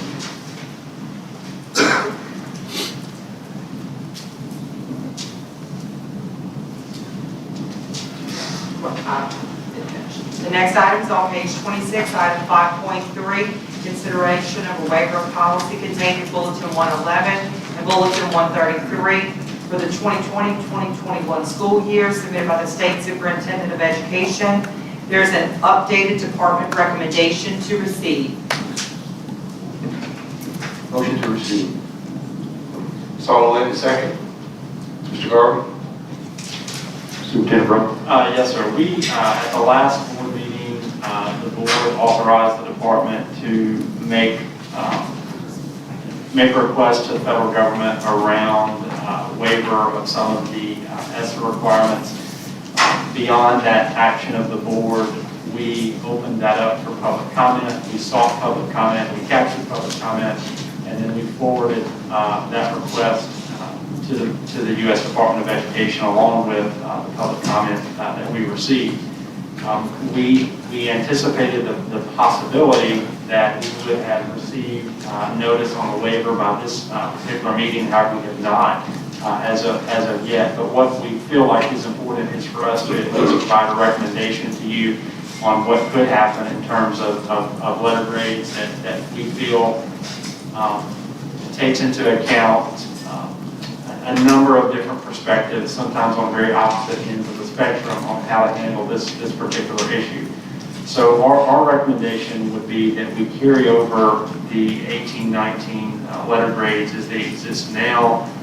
When you go to School Finder, that would be the SBS, DPS, and letter grade that you see as the official letter grade, SBS, DPS for a school and school system. Beyond that, we would create a separate COVID dashboard, essentially, where you can go in. On that particular dashboard, we would have all of the information available that we have to us, from attendance rates to mastery rates, raw data from the COVID year, academically and otherwise.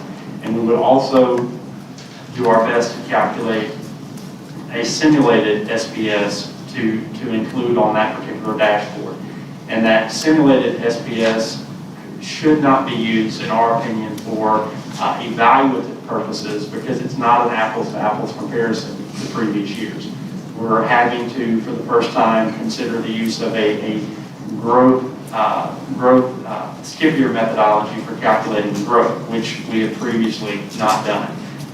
We have to consider the class of 2020 and the waivers for those seniors to be able to graduate. We have to consider the fact that We had additional waivers for EOC testing last year. We were running at our highest point only about 75% of our schools in daily face-to-face instruction last year.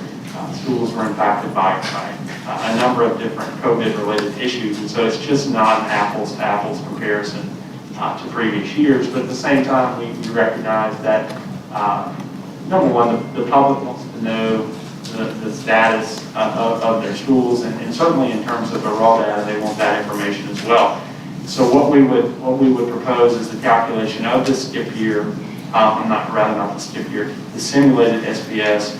And as an example, it would look something like if the SPS was calculated, the simulated SPS, it was an 85.0, we might do like a C 85.0, which would be COVID 85.0. So there would be transparency in having the number to our best ability to calculate that, but at the same time recognizing that it should not be used for evaluative form in any way, and it's not an apple-to-apple comparison to previous years.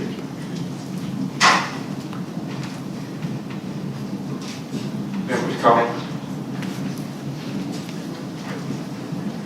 Dr. Bowden?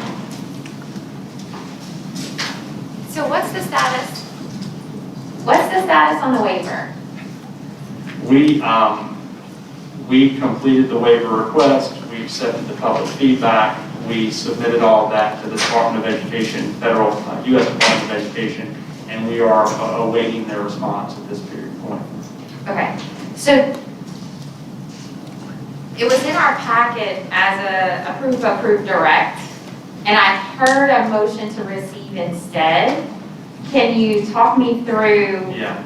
So we went ahead and initially put this on the agenda because the board docs go live Like 2 10 weeks days out. early or Yeah. something. And so we went ahead and put it in there under the assumption that we would have received the federal waiver.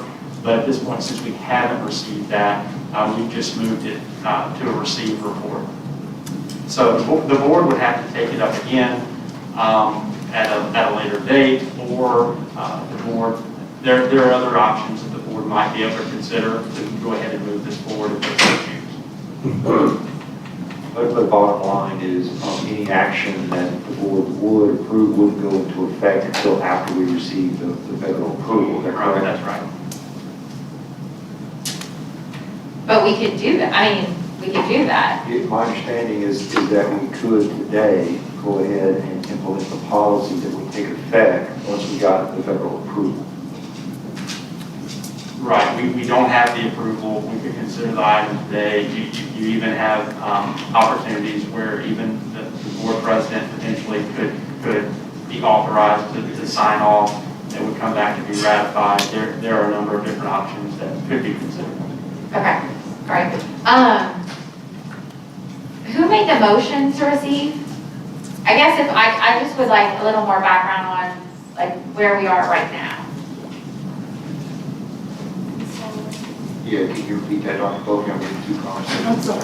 No, that's okay. I just, so the department changed their recommendation to receive. Is that right? That's right. Because And it's based on the fact that the waiver wasn't approved That's right, yet? yes. Okay. Have you had any interactions with the U.S. Department of Ed as to what their timeline might be? Yes, we have, and we fully expect, just based on what we've seen from other states, that the waiver would be approved. Of course, we can't say it's going to be, we're not them. But looking at what they have previously processed, it appears to us that ours is very much in line with the other states across the country who've already submitted and have been approved. Do we know what the timeline has been for them approving other states? No, but they are hesitant to give us a particular timeline, as other states that also still have, I believe, their application in, but they did share with us that they are moving as quickly as they possibly can. I wish I had more information on that, but I do not. Other comments? Ms. Holloway? Are we on recommendation 1 or 2? It's 1, we The don't have a motion on paper. the floor is to receive. The recommendations in backup were amended to all be received at this time. But y'all are having a conversation about potentially moving forward. to recommendation 1. We don't have the federal waiver. Okay, so we move forward to, and talk about recommendation 2? Yeah. Okay. So I have some questions here about the recommendations, and I need clarity on what exactly is a simulated school letter grade? And does the statute that mandates letter grades allow for it? So, and I have other questions about what state requires, what ed requires versus state, and it's different. And so there's some language here that I think is confusing to the public, and even when I'm reading it. So, you want me to restate the first question? Yeah, what was the Well, the question? question is, what exactly is the simulation of letter grade distribution? Your recommendation, simulated school district performance scores. So a simulation would be, in previous years, there was a level of confidence based on the ability to accurately calculate an SPS and it be relevant and consistent across multiple years. Given a number of reasons, we do not believe that we can say that a particular SPS that we would calculate would be in line with previous years because of a number of reasons. One of those being we've never had to do what's called a skip year methodology to calculate growth. And so we're actually having to calculate growth across 2 years, making some assumptions on where a child would have been in the middle of that process because they did not test. So we're having to use something called skip year methodology, which we've talked through multiple times in Accountability Commission, Superintendent's Advisory Council, and then here of how we would do that. The other factors that I think that come into play that are important are some of the waivers around high school graduates that were made available to systems that aren't the same, that did not previously happen, as well as some of the waivers around EOCs and credentials that previously did not happen. So our data sets are not the same from previous years as they are in this particular year. So when we're saying simulated, we're just saying that the SPS to the best of our ability to calculate that, but at the same time saying it cannot be an apple-to-apple comparison to previous years. Understood. Parts of that.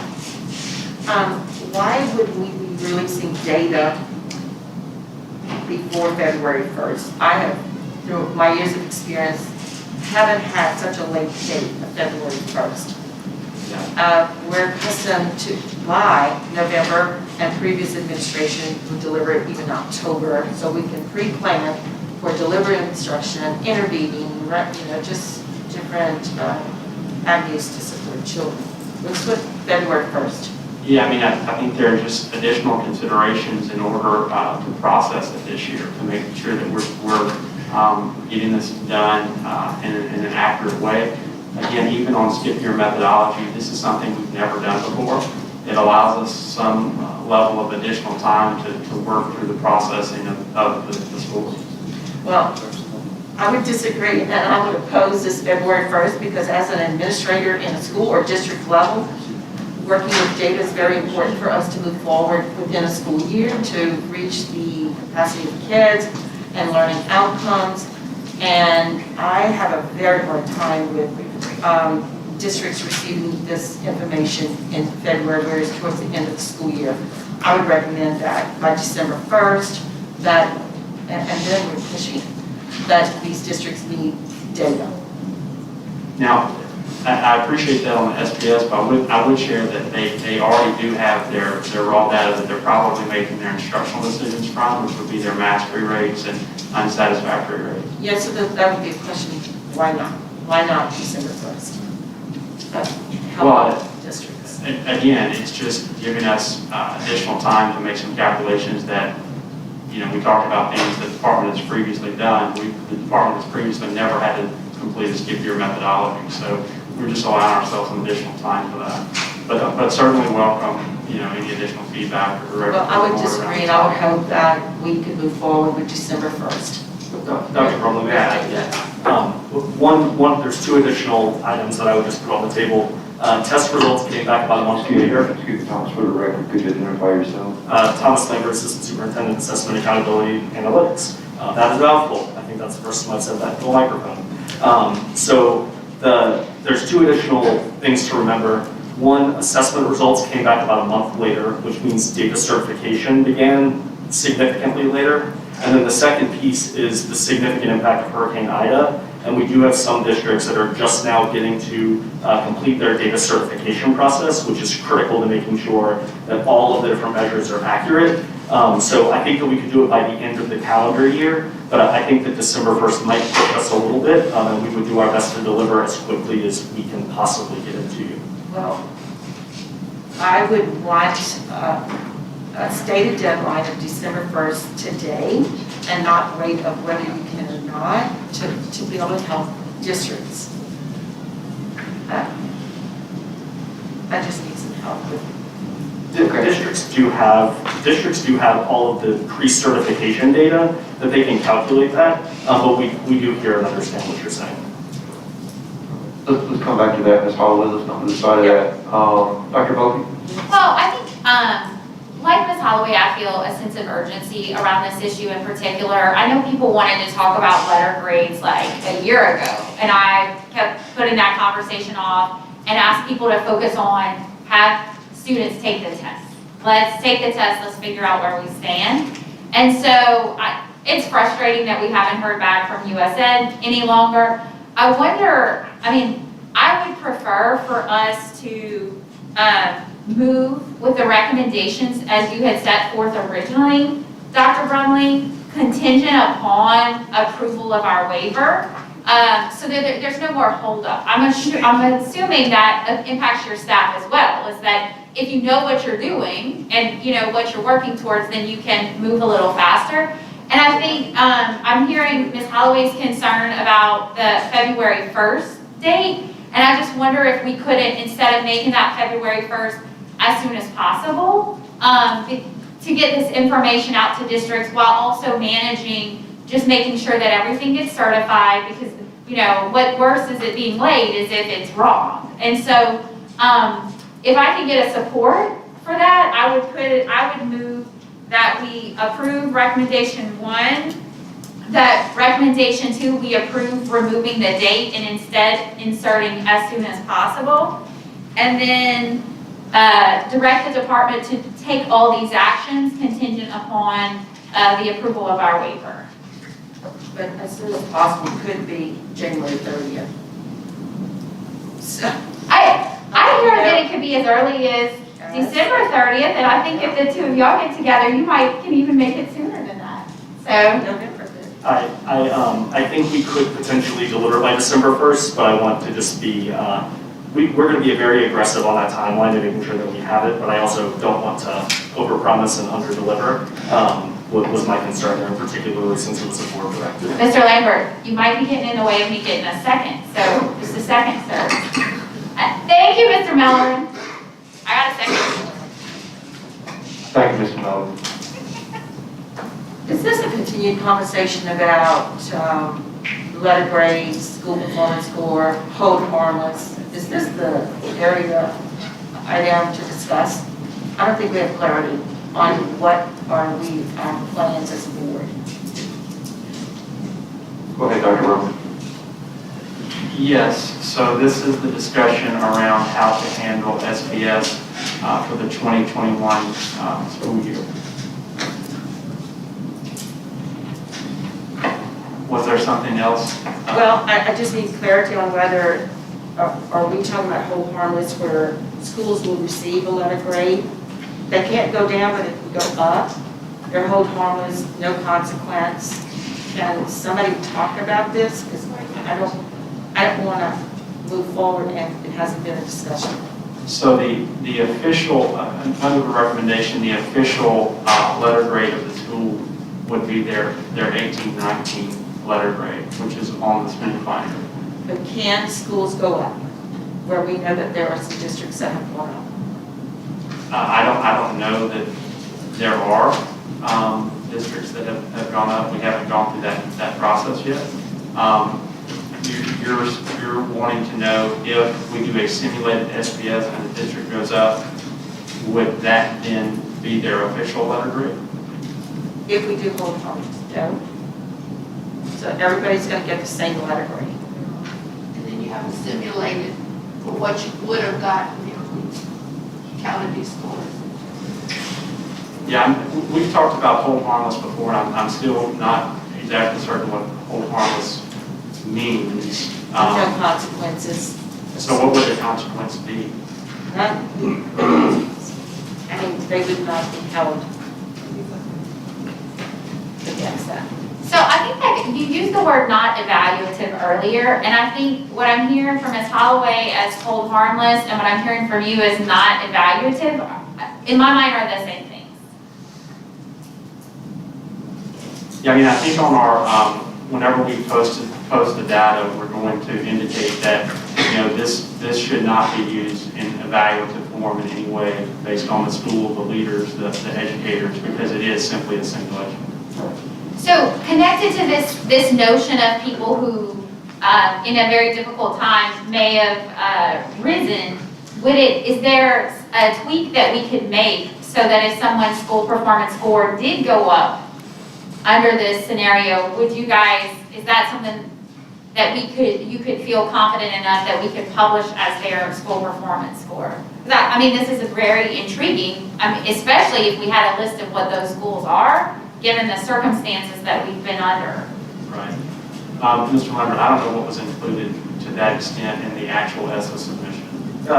Given the fact that the school finder is the official department report card for ESSA purposes, I don't believe the federal government would approve that. But there wouldn't be anything that would stop the school district or the school from using that score and celebrating that score and sharing that score. I think what may be confusing is the federal government versus the state, where federal government expects school performance scores, not letter grade. State does, so someone needs to explain the difference about how do we move forward knowing what the state mandate is, the law of the grade, and does BESE have the right not to post a grade or post a grade? Anybody in legal, Dr. Leger, explain that? Yeah, so let's get clarification for where we're at. So what I understand is that Ms. Holloway requested a legal interpretation for the differentiation between the federal waiver and how it would be handled locally. So I'm not sure if this fund is available. Yeah, Or Dr. Leger and Carlson? Yeah, I mean, I think we would need Ms. Hunt from legal around a legal question, but we do have an act of the legislature from last year around this particular issue, which was the Chuck Owen legislation that does provide some level of direction in terms of the state legislature on their requests in terms of letter grade. I think we're looking for maybe a little more formal interpretation, Ms. Holloway's request to differentiate our understanding of the federal waiver versus how it would be handled in the state with regard to how the SPS would be handled. Or letter grade? Dr. Leger, you're in policy. I think we would need, if you're asking a legal question, we would need to pull up Joan, who's not available for the time, but we can make her available for that question at a later date. So if we need Later date, okay. So are you saying that you're not quite sure what the state mandate is in regards to the letter grade versus federal? I think what we have done is in alignment with what we have seen from the state. And so that is, consistent with us providing a request to the U.S. Department of Education to waive. Waive school performance scores, data, but not the letter grade. That is all inclusive in that particular waiver request. We have in your handout, there's a listing of the things that were requested for waiver from the federal government. If Mr. Lambert, you may want to come up and work through the different items that have been requested to be waived. I think the first thing that I would say before I do that is we can certainly look and work over the next month or so to figure out exactly what would be possible and what would be permissible under the waiver and what the specifics of those requirements are around whether we could show a higher letter grade of the two in particular locations on the school finder. So we could certainly study that, and nothing within what you would be doing today would stop us from doing that. It would be permissible under the law. So we can do that for sure. I'm also happy to walk through each of these waivers of policy if it is helpful, and talk through each of them if that is helpful to you and desired. Yes? I don't want to take up much of the time. Okay. I didn't get the answer. Other comments? Dr. Davis? I have a question regarding the calculations of the scholarship cohort index for the student scholarship program. So under the current recommendations, are schools that were prohibited from accepting scholarship students because of their 1920 score, are they still then prohibited from accepting new scholarship students because there has been no uptick in their score? So even if they have managed to improve, we're not going to be calculating that. I just want to make sure I understand that that's what we're doing. That's correct, but we still will calculate that and simulate that data as well, just like with the other components. So that data will be available, but it will not change for any accountability or evaluative purposes. Okay, thank you. Other member comments before we go to public comment? Ms. O'Shea? Okay, I'm just trying to understand what we're proposing to do. I think the state superintendent has already said that these scores in relation to our private schools are apples and oranges. You cannot relate the two because of many different factors. The growth of the skip year, we all know with virtual learning and such that those scores of those students were at least 15 percentage points lower. We had many students not even taking the test, all those zeros would be added in. So it would be a very difficult comparison. So my question is, explain to me exactly, or I'm going to tell you what I thought I heard, and please correct me if I'm incorrect with what I heard, okay? That you're proposing to calculate a school performance score and put a C in front of it for a COVID year. But that it has, and on Louisiana School Finder, leave the 1819 score and letter grade. And that these COVID scores would not carry any negative consequences. In other words, no schools would go into CIR or UIR. The newly eligible for vouchers, no other consequence of the score would arise, since it is not, we're saying really publicly that it's not necessarily a valid score, or let's say a score that you can compare to the prior year.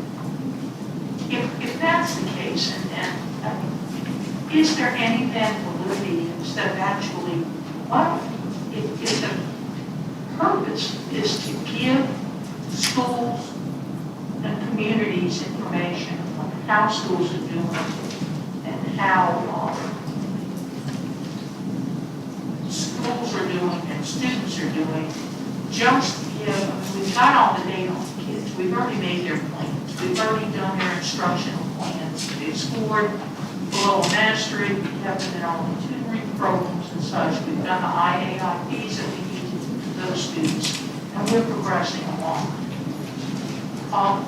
To put maybe the almost make it like a dashboard in terms of which index would be for each assessment, like an assessment index, maybe calculate the growth index, and calculate the different components if you so choose.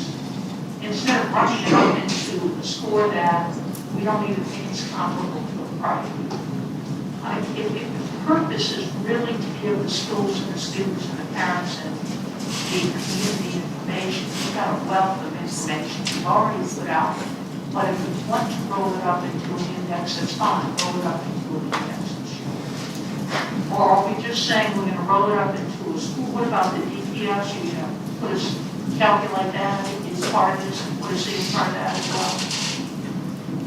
The recommendation is to simulate all of the data that is waived in the policy. We will continue to generate that data for the purposes of simulating and knowing exactly where everything stands. So And everything that's is what your term simulated means in its recommendation, that you would just roll up a score and you're just calling it a simulated score.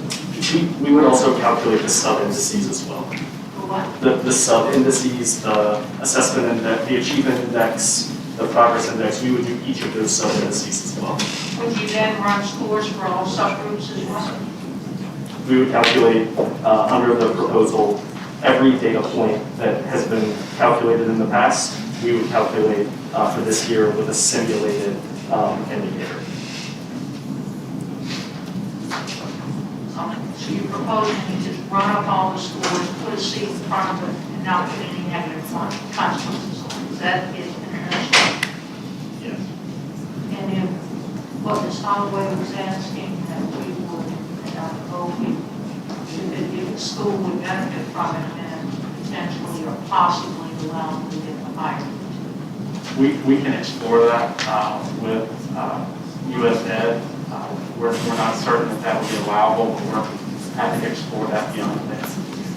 And we're doing that because we feel that it does what? It's, what is the benefit of running a score, simulated score, putting a C in front of it, and making an official statement that it's not complicated to do the prior years because of these reasons? What do we accomplish? And what is the Well, we would, to all extents possible, we would be sharing the information that we have in a way that is as close to possible as previous years, but also with the caveats that it should not be used in an exact comparison to previous years because of all the obvious reasons.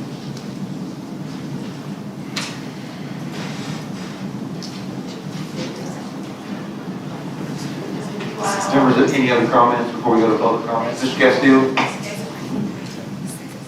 I want to follow up on Ms. Boucher's questions in terms of how we use this data.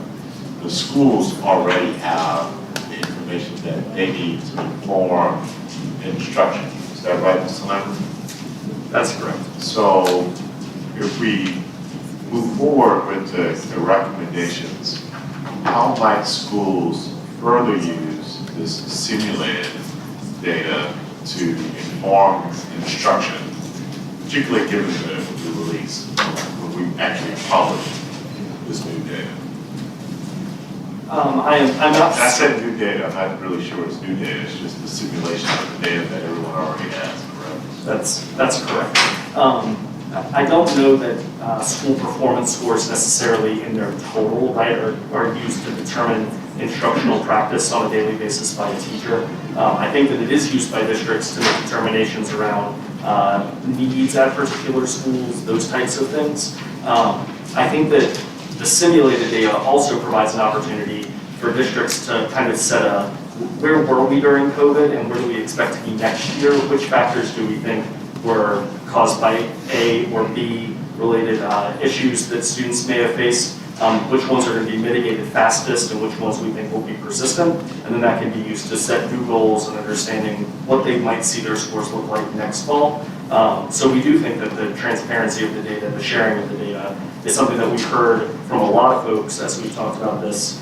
So we thought it was important to simulate it. We know that at some point districts will ask us to simulate it for them, give us something that we can use that uses the metrics and the business rules that you all follow. So we decided that it would probably be in the best interest to share that information much more publicly and make sure that folks have that, because ultimately people will ask us for it. So Dr. Bovey should toss you a quarter, because if she hadn't gotten a second before, she certainly would get one now in the response. And at some point, if there are no other questions, Mr. Chair, I'd like to call the question. I think there is one. All right. I'm sorry, you ready to go to public comment? Is that what I'm saying? Okay, great. Thank you. So I'd like to call Dr. Janet Poe forward. She wishes to speak. Dr. Poe.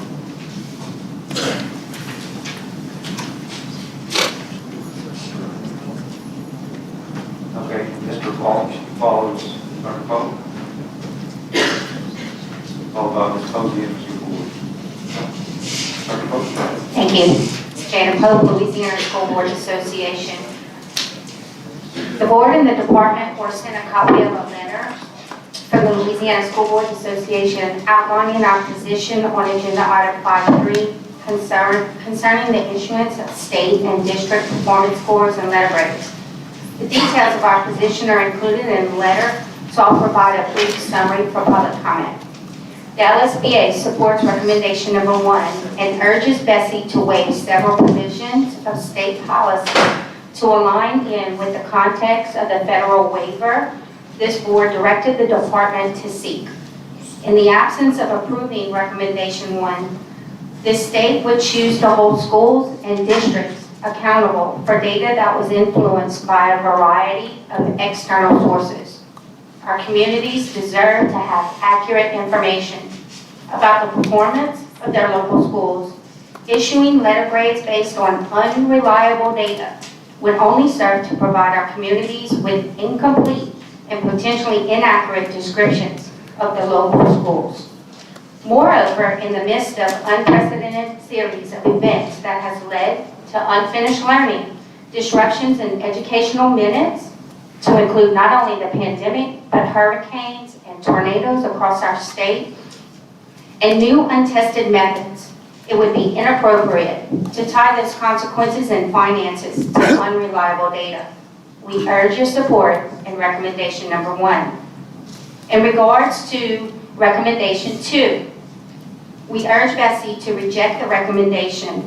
The LDOE is asking BESE to move forward with the calculation of quote-unquote simulated letter grades. Not only do simulated letter grades have no universal definition, but the calculation of such a score would also hinder, not help, the recovery efforts of our school systems. There is little debate that student outcomes were influenced. The lack of reliability in the data results and the lack of confidence that the data is useful in the aggregate. What purpose will this serve? How will they be distinguished from traditional letter grades? How do we manage the unintended consequences of simulated letter grades, quote unquote? Who will correct and incorrect assessments of student and district performance? Who will stop the comparisons of simulated letter grades to previous or subsequent accountability years? And who will overcome the misinterpretations of these sources as being traditional? Our schools are focused on the important work of recovery from what has been an extraordinary set of circumstances and events. Their focus, our focus, everyone's focus, should be moving our students forward, period. We urge you to reject recommendation number 2 and keep the focus on reliable recovery efforts. Thank you. Thank you.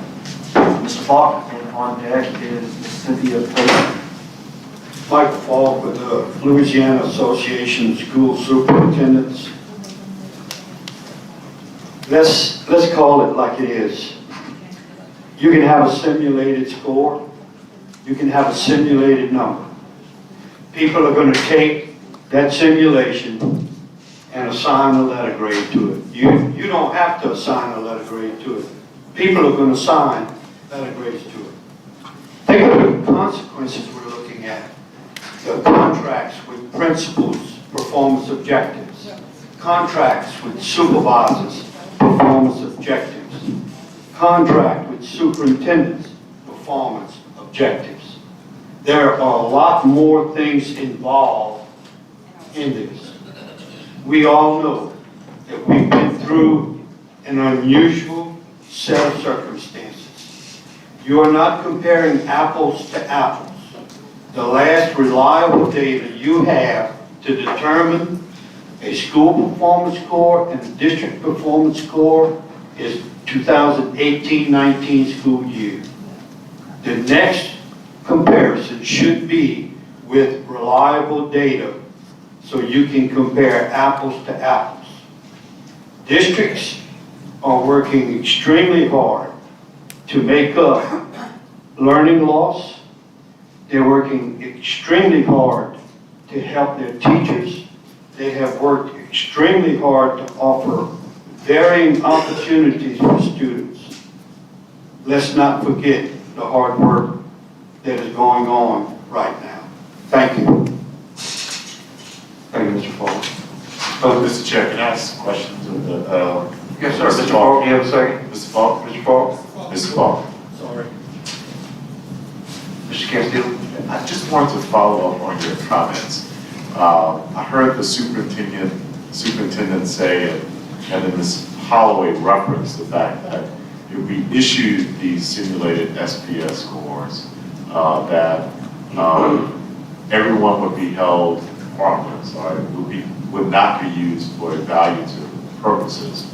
But I just heard you testify that you believe that actually will be, that performance contracts, and that folks will actually use whatever we generate in terms of simulated SPS scores for evaluative purposes. Can you expound on that? I know you mentioned superintendents and others. I just want to make sure I'm clear how might this data be used. When you outline performance objectives in the contract, you set goals of achievement that you expect that person to perform.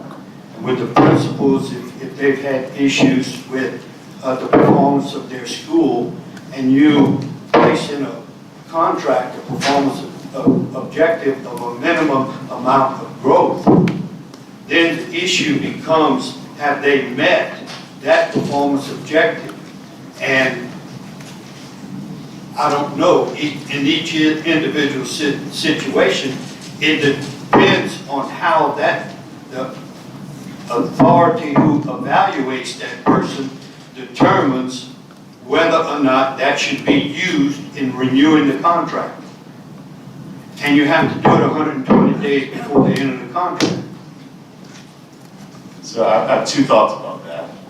There might be some that are saying, well, maybe that's a good thing. Maybe that we want to evaluate the performance in some way, and now we have some sort of benchmark in place. Others might say, which I think is your point, well, that's really unfair because we're in the middle of COVID. So to use that as a tool would be unfair at these times. Just out of curiosity, if the purpose is for this to be non-evaluative, Mr. Superintendent, Dr. Brumley, is there any way to guard against what Mr. Falk just referenced, and that school districts and others may use this for evaluative purposes, notwithstanding our admonition? Well, for us, whether it's my word, which is not evaluative, or Ms. Holloway's word, which is hold harmless, I mean, the language is going to be for us on the dashboard that says it should not be used in evaluative form. So, I mean, if a school board, for instance, wanted to use that in some particular way, I mean, they would be very clearly going against the actual information that's available to them about the SPSB simulation. Absolutely. There are no consequences. Thank you, Mr. Falk. Mr. Castillo? I was just going to say thank you, Mr. Falk. That's very instructive. One more thing is that we would not be issuing letter grades. It's just a simulated SPS score. I know, Mr. Falk, you said that people will do it. I get that. I just wanted to clarify for the public because I think, and Ms. Falk, was it you that said that you were referencing the actual letter grades? It's only the SPS score that would be simulated, correct? Mr. Superintendent?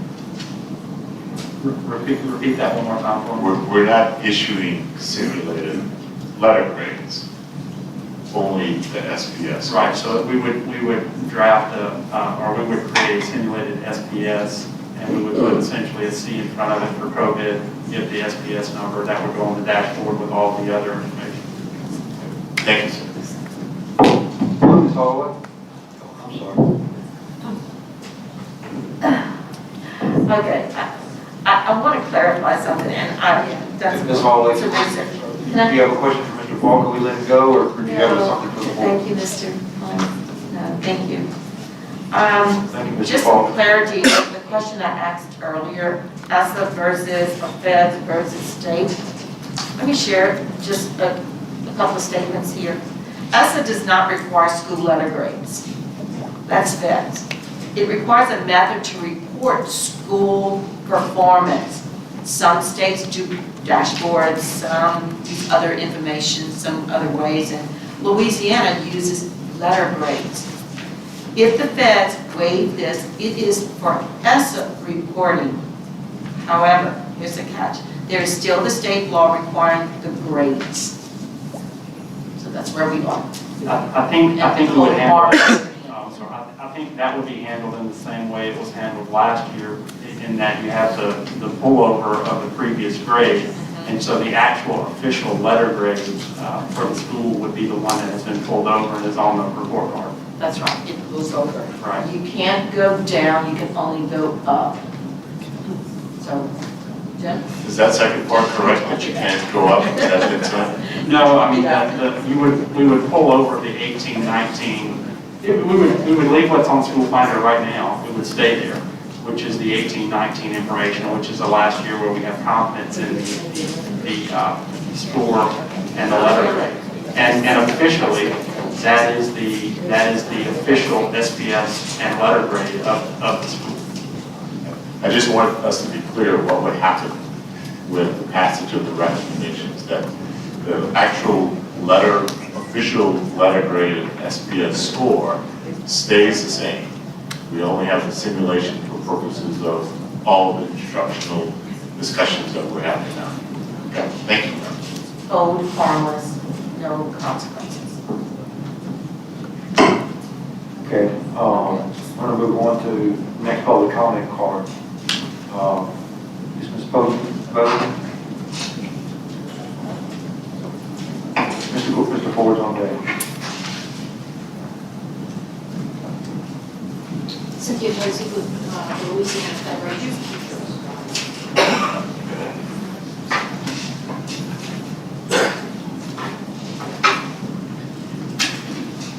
Cynthia Posey with the Louisiana Federation of Teachers. On behalf of LFT, I'm here in support of the other stakeholders that came earlier. But I would be remiss if I did not point out that none of the waivers considered today will help to staunch the bleed of qualified educators leaving the profession or increase the negligible drip of people who want to enter the profession. In 2021, in the legislative session, LFT and other stakeholders submitted 4 instruments, 2 bills and 2 resolutions to request and address waivers for SLTs in the accountability system for 2021. Out of all of those, only one passed out, HR 133, passed out off the House floor unanimously and was sent to BESE. The action not considering or implementing any type of relief to address the plight and frustration of current teachers speaks louder than any overused platitude given in place of respect and acknowledgement of them as professionals, as advocates for their children. We would urge you to listen to the conversations that we've had today about the loss of teachers, people not wanting to come into the profession. This is one of the reasons why. Because we've asked repeatedly for waivers, give some relief to what they're facing. Because to use SLPs to judge teachers in a world where you have, or in a classroom where you have kids continually cycling in and out, are they remote? Are they hybrid? Are they in the classroom? Are they quarantined? What are they doing? It's not fair to judge them by that. We're not asking for you not to gather the data, to have tests, but we're asking for you to consider the situation that we as a state find ourselves in due to, situation beyond our control. Thank you. Thank you, Mr. Posey. Mr. Ford? Gordon Ford, Executive Director of Lincoln Preparatory School. I do want to come and strenuously oppose the idea of simulated school performance scores for several reasons. School performance scores don't inform instruction. They're simply used to compare schools against each other. And while you can pass a whole harmless policy, it doesn't work against the public. And in this particular case, we keep talking about an apples to oranges type of thing. What we're really talking about is apples to Frankenstein, because there is no relevance to what happened in the past year to what happened in previous years or future years. To give you an example, normally kids go through an entire course of study and take an EOC or Leave 2025 at the end of the year. For most of us, last year, as Ms. Holly, as Dr. Buffy has referenced, when kids did not pass the assessment that was taken this year, and the previous one was waived but not passed, we turned around and tested those kids on a subject that they had not studied in over a year.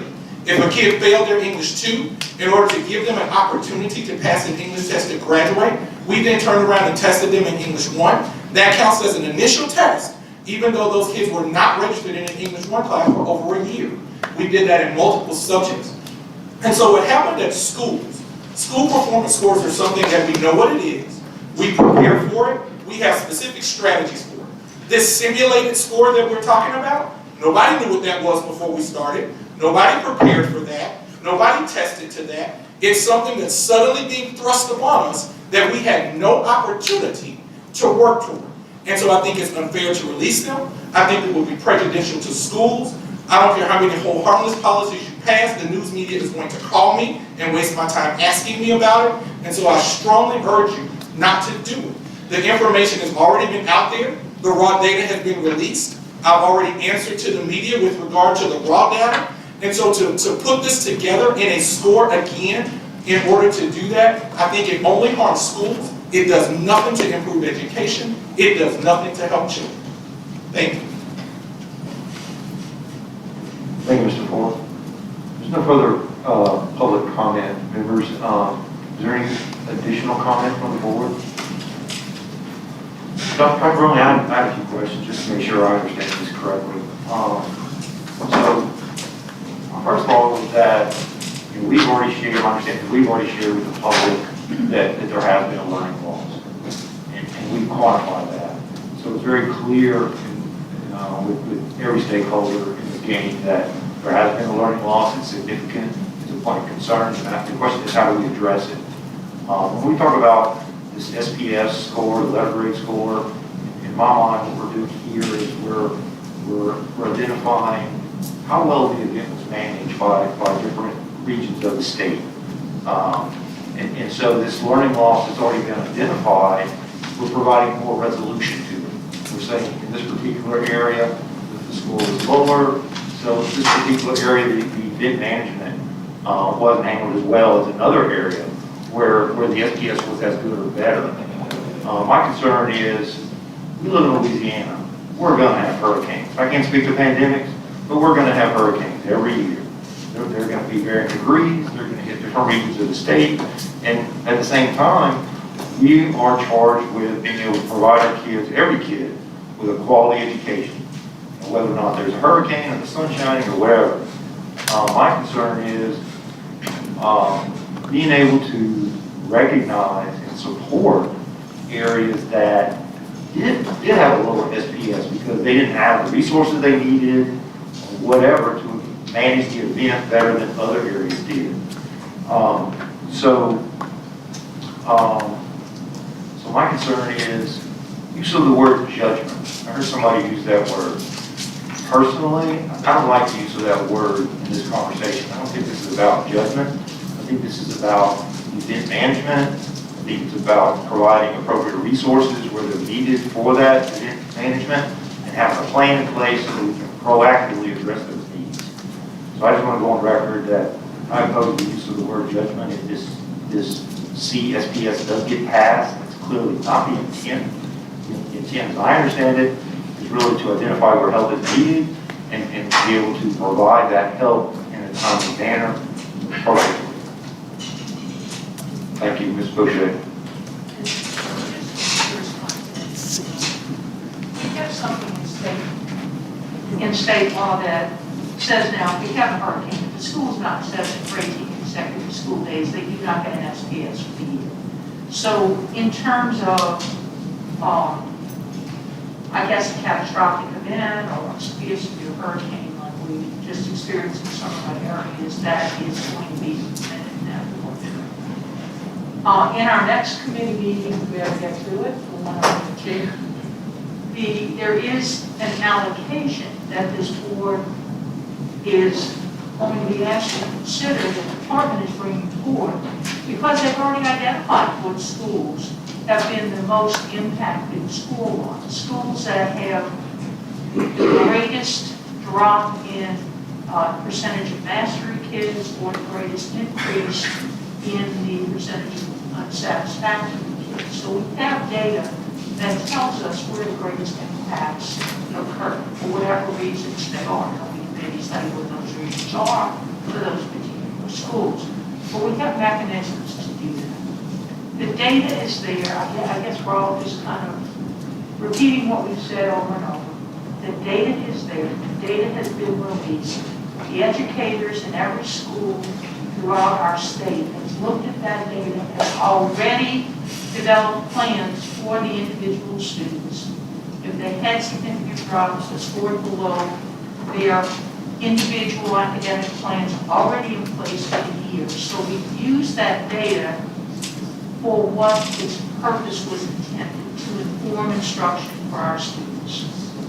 When we give and develop an assessment index, which we all have done for our schools, which I'm sure the department has done for the schools, or will do shortly, and the growth index and all these different things, we already have, or will have that data. So I guess I still do not see the benefit to students, to schools, to educators, or to the community to simulate a score that we're going to put a little asterisk or a C on to say, keep comparing with what it was before. Just to do it. I don't see a purpose, not even to the community, to simulate that particular school. I certainly know there is no benefit in my mind to any of our students or our scores or our educational process or our instruction. And I guess that's all I can say. Thank you, Ms. Wiltshire. Other members?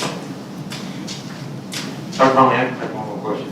With regard to the carryover letter grades, so my understanding is that the concern there is that we wouldn't be able to calculate the growth component because there was no test taken that year. So you're looping over that, carrying over. So that's the middle year of the 2-year calculation. What happens next year when that becomes the first year in the calculation? And the data's not there. Yeah, Mr. Lambert, will add some clarity to that. Essentially, the progress index is a 2-year rolling measure, right, as you just mentioned. We would continue to utilize that as a component in there, but we would have more time to study it and confirm that it is indeed valid. Second, by that point, we may have new ideas around the methodology for BAM and the progress index generally. So we have some time to figure that out. So bottom line is we don't have the answer to that question right now. That's correct. Okay, so this year we don't have an SDS. We're proposing a C SDS. What are we looking at next year? I think that we have a working group that's been expanded to study accountability going forward, and we put that on the list, and we're happy to engage on that and work on that together. So bottom line is we don't know what the answer is for 2 years for sure right now. So the question at hand is not just for this year, but folks need to be aware that the same situation is going to exist the same situation is going to exist next year, or the same question will come before this board next year as we stand right now. I don't know that this exact question will come before the board a year from now. I think it's unlikely that it will be the exact same question. I think that we've got a lot of opportunity over the next year to look at this and study it and make sure that it's exactly the methodology that we want to use and really dig in and understand the validity of it. Okay, thank you. So Dr. Conley, so given that clarification, my question is, going back to my original point, is that we live in Louisiana, there's going to be hurricanes every year. It's just a matter of where it gets hit and what the strength of the hurricane is and the impact on the school system. So So we could potentially, right now, it looks like for one event, it impacts the SBS for 2 years. And then next year we could have, the same issue again. And so we're sort of kicking the can down the road if we don't have something in place that addresses event management in our state on an ongoing basis. So that's my concern. If there is no CSPS or whatever you want to call it, then we have no indication, or at least the public has no indication of how well these events are being managed in the public education system. Yeah, I would just add to that, Mr. Morris, we've been managing events since the beginning of the pandemic in whatever ways that we felt like we had to manage them as a board, as an agency, as school systems, to try and work our way through this. There has not been a playbook that was previously written, and I feel like this board and our agency and systems have done a really fine job of response. This is just another example of we're in a situation we've never been. We're having to solve how do we handle this particular issue, and we're trying to find a place that we felt like made sense, both in terms of all sides of the argument.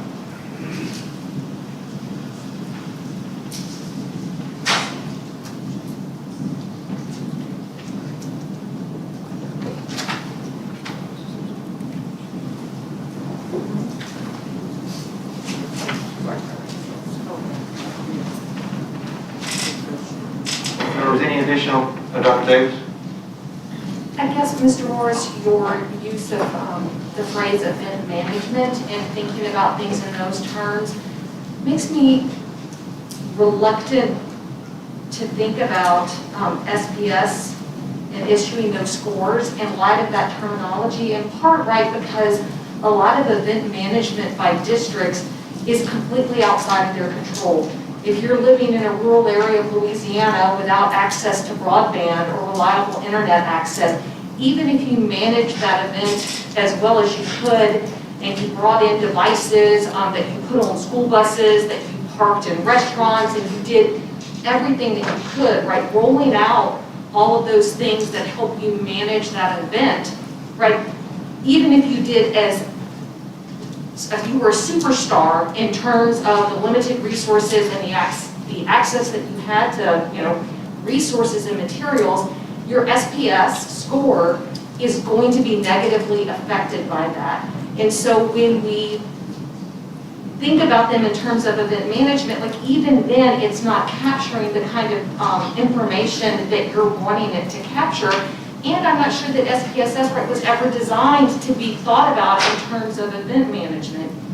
And I think that probably for me, at the end of the day, when I'm thinking about this, when we were pressing LEAP, right, and making sure that we were doing LEAP, even to the extent to which I think we pressured to the adversity of some parents to get their kids in school over their health objections to take the LEAP.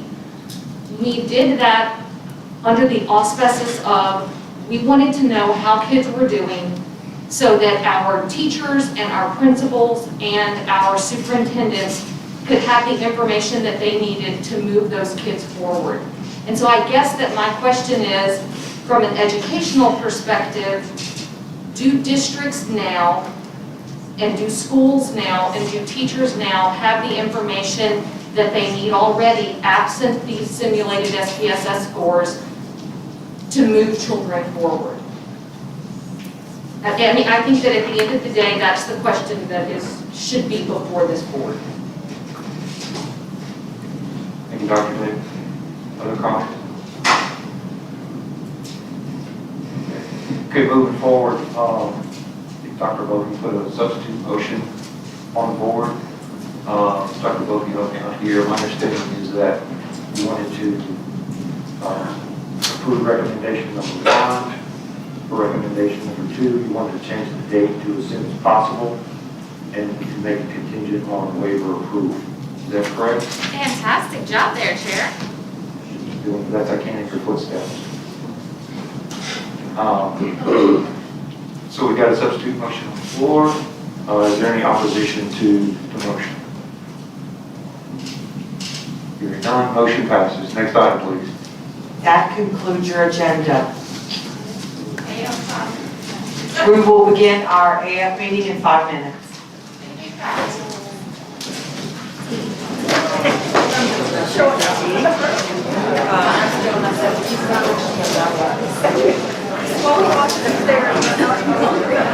Ms. Davis, I have board members asking to go to lunch first. Oh, Ms. Bojang's chair, gotcha.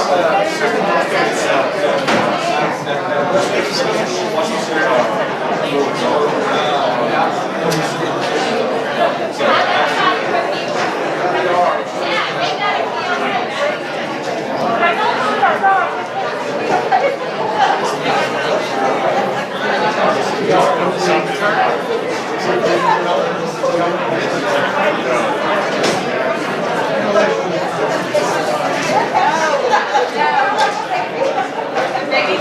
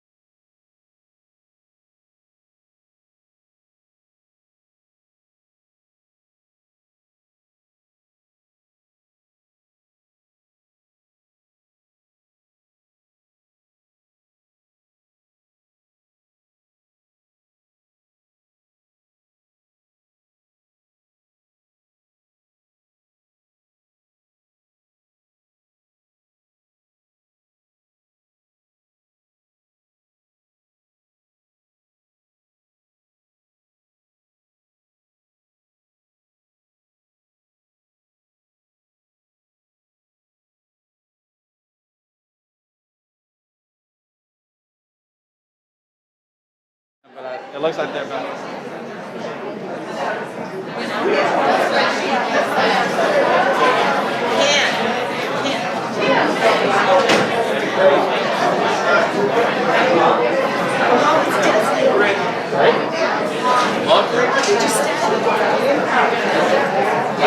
All right, I would like to call the Administration and Finance Committee to order. Would everyone please have a seat so we can get started on our next committee meeting?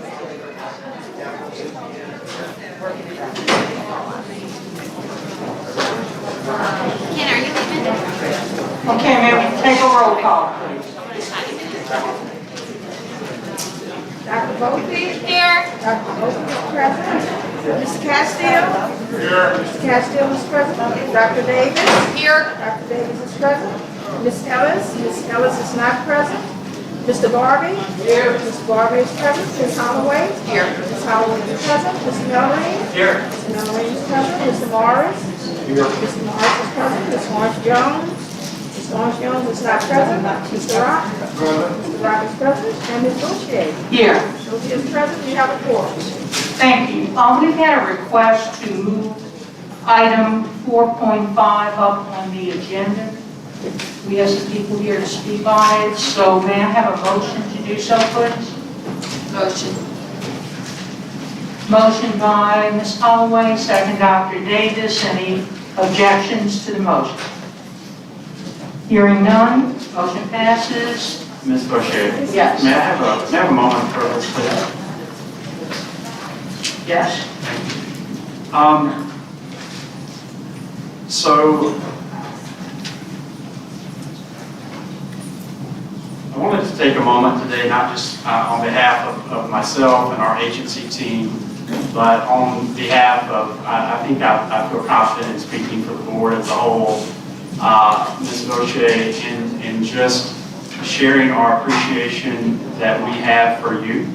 As I understand, you have marked 50 years as an educator, and you have served the students of Louisiana well through some tremendous points and challenging points in Louisiana's history. And we did not want to miss an opportunity as educators, as community members, as your family and friends and fellow board members, to just take a moment to say thank you for a lifetime of advocacy for children and communities and work to get kids what they need and deserve. And for many of us, I've been doing this work as a superintendent for about a decade. You double my time as a superintendent, but for many of us, you're a mentor in many ways. And so I want you to know how much you mean to me. And on behalf of your 50 years in education, we have a few things for you. Number one, we have a certificate, and I'll read it, but it just says, the State Board of Elementary and Secondary Education, Louisiana Department of Education present this certificate of appreciation and resolve to Ms. Doris Boucher for serving the state of Louisiana for 50 years and going.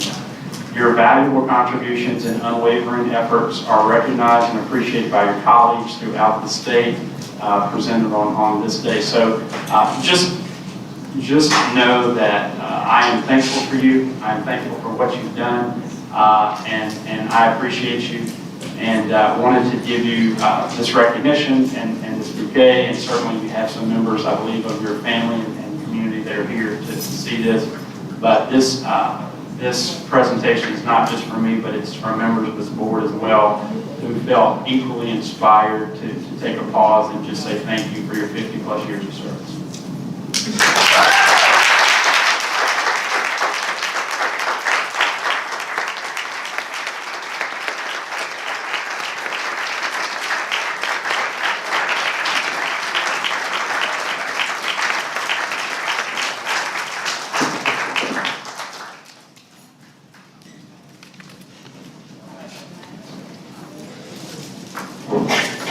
Okay, we'll try this.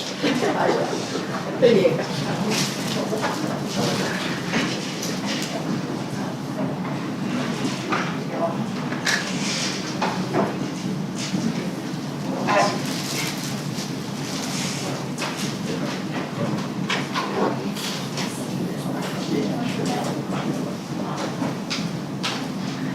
Well, not sure exactly what to say at this point. This was somewhat of a surprise. If I'm truly your mentor, if you listen to me after 50 years of this, why we're having some of these discussions we're having, I'm just telling you we're reasonable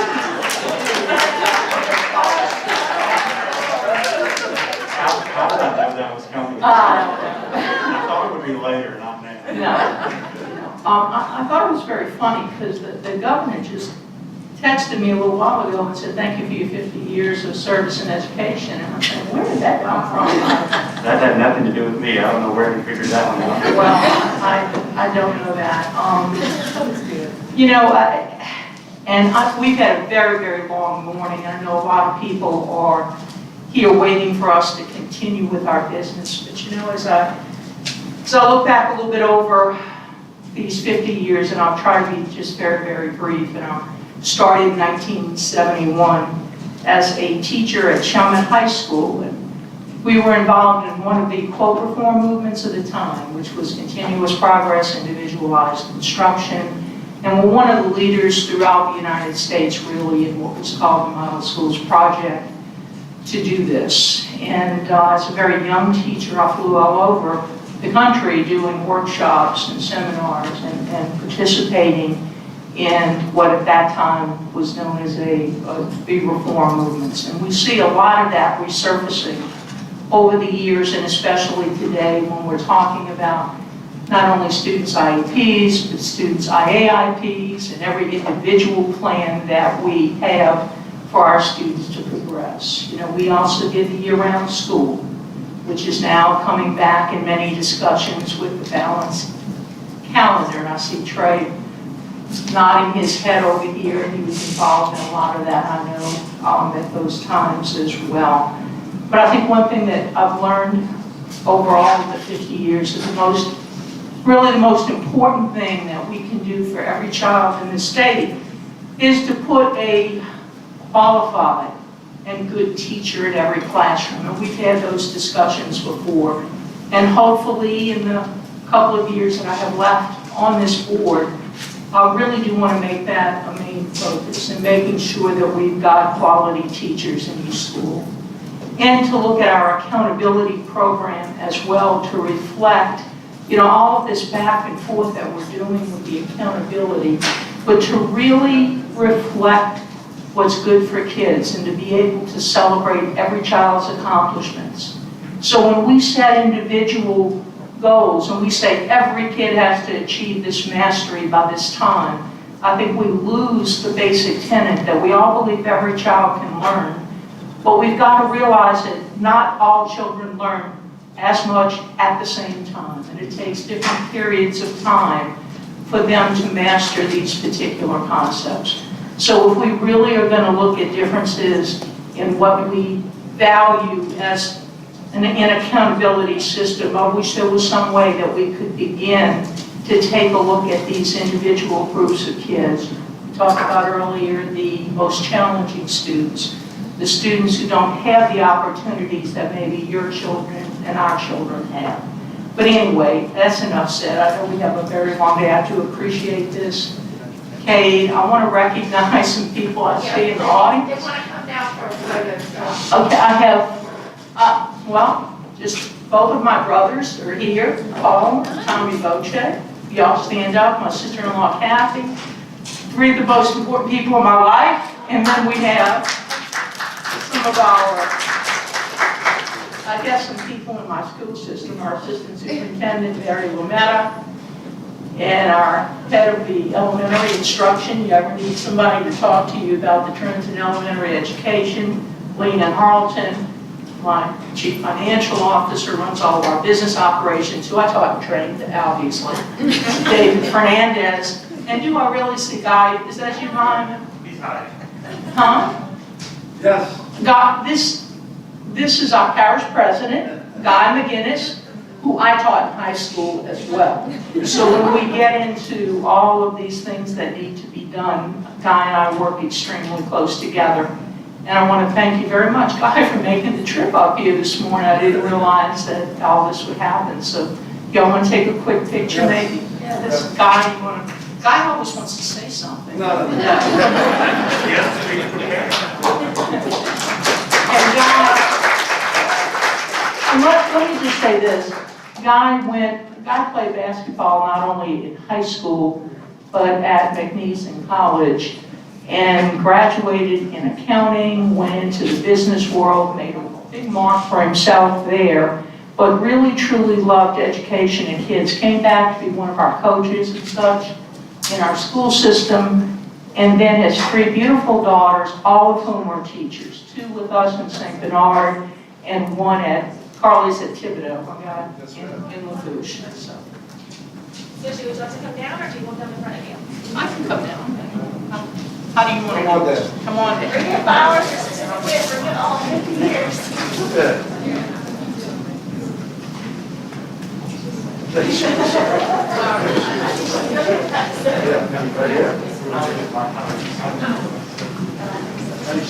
Thank you all so much.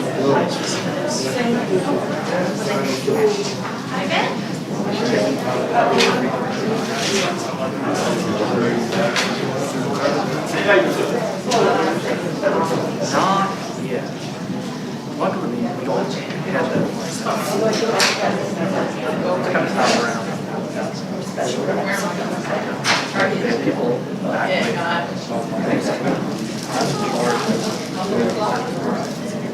I think that so they would have a food pantry when we started a few years ago.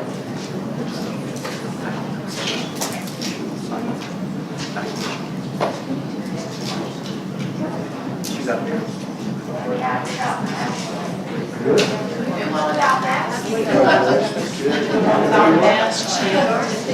I didn't even put them on.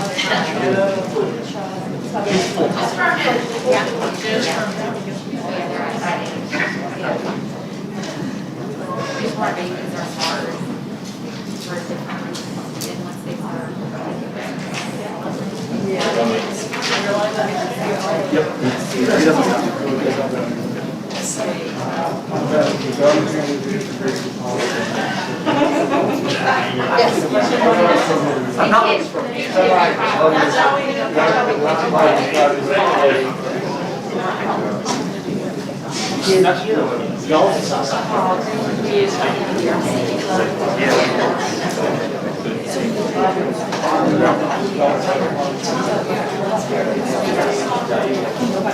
You look so good on TV.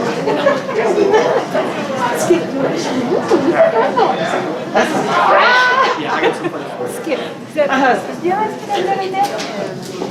He's a sweet, but I'm sure he is. Very involved. He's an architect, so he does a lot of schools. He's over in school, so we have a lot in common. I teach them, and then he's he makes sure the building is. Yeah, there you go. Send him my regards.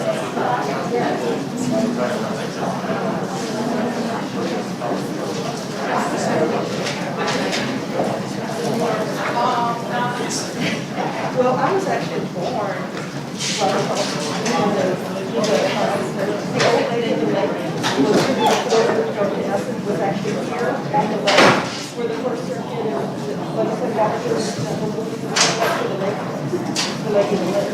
So I was born very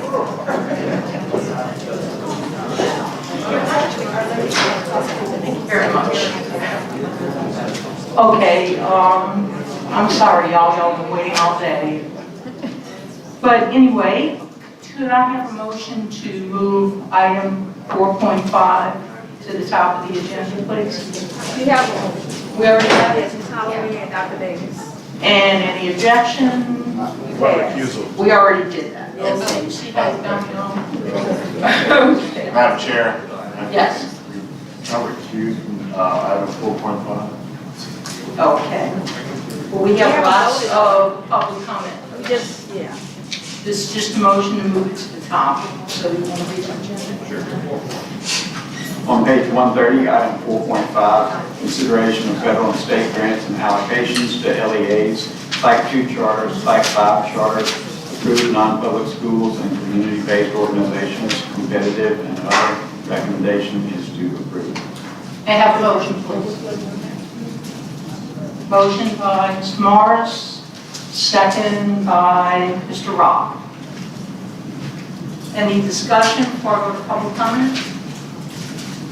Yeah, still recused. Okay. Public comment, Johnny Rowland from Webster. If y'all could come up, and Laura Roussel, Jasmine Parish Schools, support, wish to speak. If y'all would come to the table, please. Dr. Lynette Oaken, St. John Baptist, wish to speak.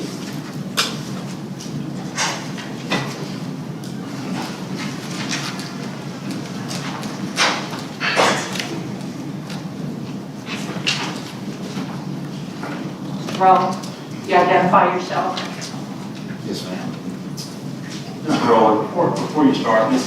Boucher, if I could just call out a couple of items in this that are covered here. One, we have a couple of systems, we have a number of systems that are considering a balanced calendar approach and offering to provide additional time for their students to come in for academic instruction, tutoring, as well as elective enrichment opportunities. We do have funding in here for a number of those systems to support financing that opportunity. We also have in this particular allocation something that you mentioned earlier. We have about a little over $5 million in allocations that will go to school systems. And what we have done is we have identified the 50 schools in the state that saw the most significant decrease in mastery levels, and then the 50 schools in the state that saw the most significant increase in unsatisfactory numbers. And so one of the things that we're doing is we're going to push in an additional $50,000 of our state agency set-aside dollars for those schools in particular, so that they have an additional level of support around attendance and well-being, recovery and acceleration, and professional learning. So that $5 million allocation is for those 50 schools that saw the greatest decrease in mastery rates and 50 who saw the greatest increase in unsat rates. And so I just wanted to call out that those allocations were present here in this particular item. Thank you, Superintendent. Mr. Brown. Okay, my name is Johnny Rowland. I'm superintendent of West Prairie School Board, and it's my pleasure to be here. Thank you, members of BESE, Superintendent Brumley. Thank you for inviting me to come. It's a real honor to be here for you. Thank you for your service, Ms. Wojcik. I want to say just a few brief words about the West Prairie School Board's adoption of the balanced calendar option for the 2021-22 school year. It's something that we do have in place now, something that we are extremely excited about, something that is going to yield great benefits, especially in the area of improved student learning outcomes. We knew last year early on that we were going to have to take bold new steps to increase the learning gaps that we all know have occurred as a result of COVID-19. We're now going on over a year and a half where we are experiencing great difficulties. As a matter of fact, I would like for you to know that the first 4 weeks of this school year, not last school year, this particular school year, we experienced higher quarantine numbers and positive COVID rates than we ever experienced last year. And I think that's important to note that we are far from being out of the woods with COVID-19 and its ramifications. However, we are beginning to get our legs under us much better and learning how to manage this travesty that's occurred for all of us. What we tried to do was identify a way that we could provide more immediate interventions for students that are in need based on what the data tells us. So what we have done, we have devised a calendar that took 4 weeks from the summer vacation. The summertime is now 7 weeks long. We took 4 weeks and put it into our school year. So what we have done now is break the year up into 9-week blocks to be followed by an intersession period where students are selected by what the data shows us to provide intervention time then instead of waiting until the summer. So this is nothing but just part of our plan to provide interventions for our students. In addition to the intervention plan that we do daily in our schools, in addition to our summer learning programs, we see this as one big package to address reducing learning gaps. Also, we are hopeful that it is going to reduce or improve teacher attendance rates. We hope that burnout will not be as big of a problem, especially in COVID times, where teachers now can possibly experience 2-week intervals during the school year, one in October, one in February, one in April. And then we also hope that student attendance will be better along with improved student discipline data. We just felt like to address the whole student, our students now and our parents and stakeholders now need us more than ever.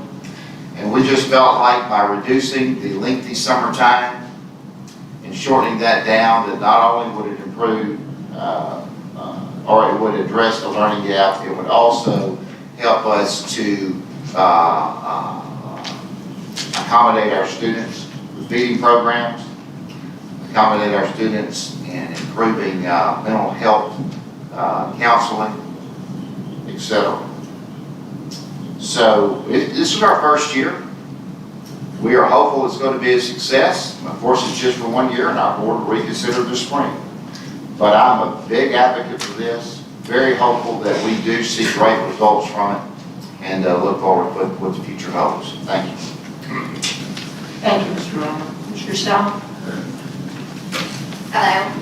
My name is Laura Rousdell. I am the Chief Academic Officer in Jefferson Parish. And I'd like to speak regarding the additional funds which are earmarked for seven actually, of our schools in Jefferson who experienced significant learning loss from 2019 to 2021. As a whole, Jefferson Parish has a cohesive and robust plan to address learning loss and recovery across all of our schools. Through things such as attendance interventions, re-engagement efforts with our students by increasing the number of behavior interventionists to address chronic absenteeism. Also partnering with Children's Hospital in NOLA to provide 10 additional mental health professionals who can provide direct clinical services to our schools. Also hiring additional bilingual counselors and social workers in order to address the behavioral and mental health of our EL students. Building community circles, adding classroom libraries for our K through 3rd grade classes, creating an academy within one of our middle schools to address and target overage middle school students, offering pre-ACT and ACT for all of our 9th and 10th graders, a continuation of what we consider to be a successful summer bridge this past summer, providing strategic after-school programs to continue to accelerate student learning, which is beyond our school day, and then also strategic leadership professional development. Adding literacy coaches, expanding our pre-K seats, as well as implementing a data dashboard. In tandem with all of that we want to provide to each of our schools. This additional set-aside funding would allow our schools in Jefferson who experience the most significant learning loss to implement a more robust, more strategic after-school acceleration program for their early literacy efforts for students in grades K through 3rd. This would complement our Tier 1 curriculum implementation and our additional acceleration time that is already embedded in our school day across all of our K through 8th grade ELA classes. As per our summer bridge, our summer program this past summer, Jefferson Parish targeted phonological awareness, phonics, text, as well as writing over 17 days, which was the length of our summer program, across 17 sites. We saw promising results. Because of this promising data, we want to use a very similar approach for these set-aside funds in those schools that are targeted in Jefferson. Addressing all of the learning loss is our mission, of course, for our students in Jefferson Parish, but we know that a strategic and a specific plan that targets the gaps felt by our earliest readers will support our students as they progress in all learning areas beyond 3rd grade. These set-aside funds will allow us to approach with equity as we address more intensity for our schools who experienced larger losses. Thank you. Thank you, Mr. Still. Dr. Woodman? And while Dr. Woodman's getting ready, we have Patrick Jenkins, Allison Hughes, and Kay Corley. Would you please come front? Dr. Woodman. Good afternoon, everyone. I'm Dr. Lynette Woodman, Superintendent of St. John the Baptist Parish Schools. We are extremely grateful to receive additional funding. As stated in the previous meeting, we know that the pandemic has exacerbated learning loss and achievement gaps. In St. John the Baptist Parish, we understand the three major components, and the funding is definitely needed. We know that attendance and well-being is crucial when you're speaking about the social and emotional needs of scholars. In terms of professional development, it is going to be a priority to ensure that our teachers increase their pedagogical skills. And we know that we need a highly effective teacher in the classroom. In terms of recovery, we know that we are going to utilize the funding for several avenues. Individualized scholar learning plans are definitely needed to increase their mastery skills.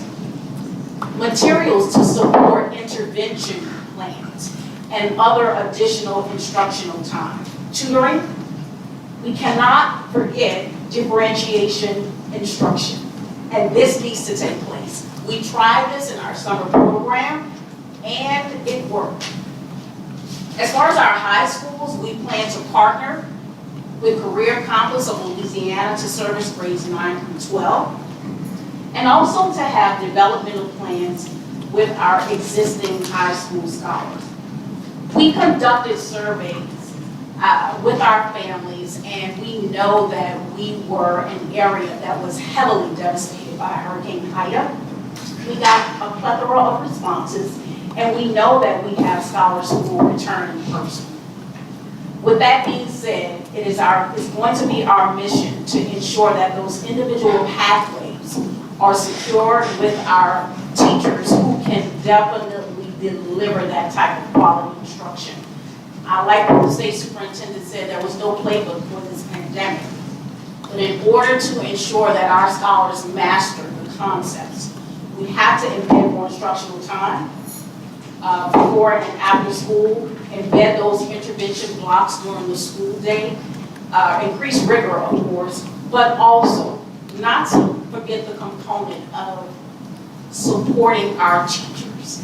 We know that education could possibly be a revolving door in most, right? Especially under this pandemic and after the hurricane. But the more attention that we give to our professionals in this field of education, the more quality of teaching and learning that we will see on a daily basis. So thank you for the additional funding. Thank you, Dr. Jenkins, Ms. Hughes.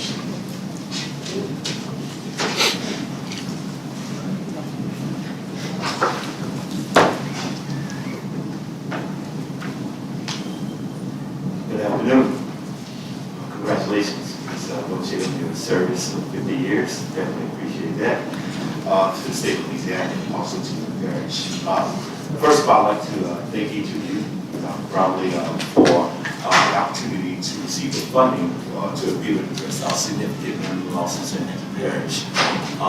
We've identified at least 5 schools that will be able to receive state funding, and it's going to be critical to be able to continue to increase academic programming in those schools.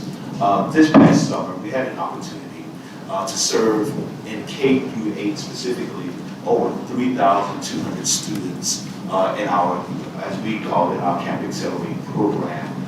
Those students had an opportunity to address math and science and social studies, as well as other extracurricular activities throughout, such as robotics and so forth. So we provided a very robust program this summer for our students. And in grades 9 through 12 specifically, we were able to provide more opportunities for our students to receive things such as Jumpstart programs and other career-related programming for those students. So this funding that we'll be receiving will give us an opportunity again to address that significant learning loss with specifically our K-4 students. Those students will have before and after school programming. We have started the process of identifying those students and also the teachers so that we can begin this process very soon. This additional funding will definitely look in terms of our socio-emotional components within our schools. We know that that plays a critical role in how children learn and how the impacts of COVID has affected them. And so we want to be able to provide those resources in and out of the classroom. We've partnered with a number of agencies, the local hospitals, local counselors in our communities to be able to provide the socio-emotional components. We have also partnered with many vendors to provide professional development with our teachers as well as our professionals, our professional staff, and as well as our administrators. One such the vendor that we participated with, partnered with is NIET. We've been working with them throughout the summer to provide more opportunities in professional learning for our administrators. And we're going to see great benefits as we move towards professional standards rubric with our administrators. So again, I'd just like to say today that we appreciate the support and also the additional funding being provided with this particular grant. Thank you. Thank you, Dan. Hello, I'm Allison Hughes, Superintendent in Red River. I as well would like to say that we certainly appreciate the opportunity to be here, and we appreciate the additional funding. Being from a small rural parish, anything extra helps us out. So we are actually, Red River Parish is actually in our second full year of the balanced calendar. We can say that we have data that it works. We have some very positive discipline data. We have very positive teacher retention data, teacher attendance data, student attendance data, as well as student achievement data. We have looked at our students who attended our intersessions, and their achievement was markedly better this past year than it because of the result of the intersessions. This money will go to fund our intersessions. And I can tell you that the first year we were able to offer 2 intersession periods. Our first one was canceled due to COVID. We had a huge turnout. 70% of the students that were invited came to intersession, and that was with no transportation being offered at all. So this year we're going to expand our intersession activities to include a lot of enrichment, as well as academic recovery efforts, remediation with our Tier 1 curriculum. First year it cost us around $175,000. This year we'll expand to over $200,000 that we will put into our intercession periods for our children. So we appreciate the additional funding. It's going to allow us to continue our balanced calendar efforts on Red River Parish. So thank you very much. Thank you. And we have Clay Corley from DeSoto Parish who supports the recommendation but does not wish to speak. Any questions or discussion on board members? I have a recusal. Okay. Dr. Bolton? Oh, recused. Mr. Castile as well? Do you want to read it? Do you have the specifics noted? Okay, thanks. Oh, okay. Okay, any objections to the motion? Hearing none, motion passes. Next item. Okay. Moving back to the top of the agenda, your consent agenda is ready for approval, adding items 4.1, 4.2, 6.1, 6.2, 7.1, and pulling item 3.3. Motion. Holloway, second. Morris. Any objection to the motion? Hearing none, motion passes. Next item, please. On page 54, item 3.3, consideration of emergency policy waivers approved by the BESE president under interim authority. The recommendation is to ratify the waivers of BESE policies related to the effects of Hurricane Ida. Motion ratified. So moved.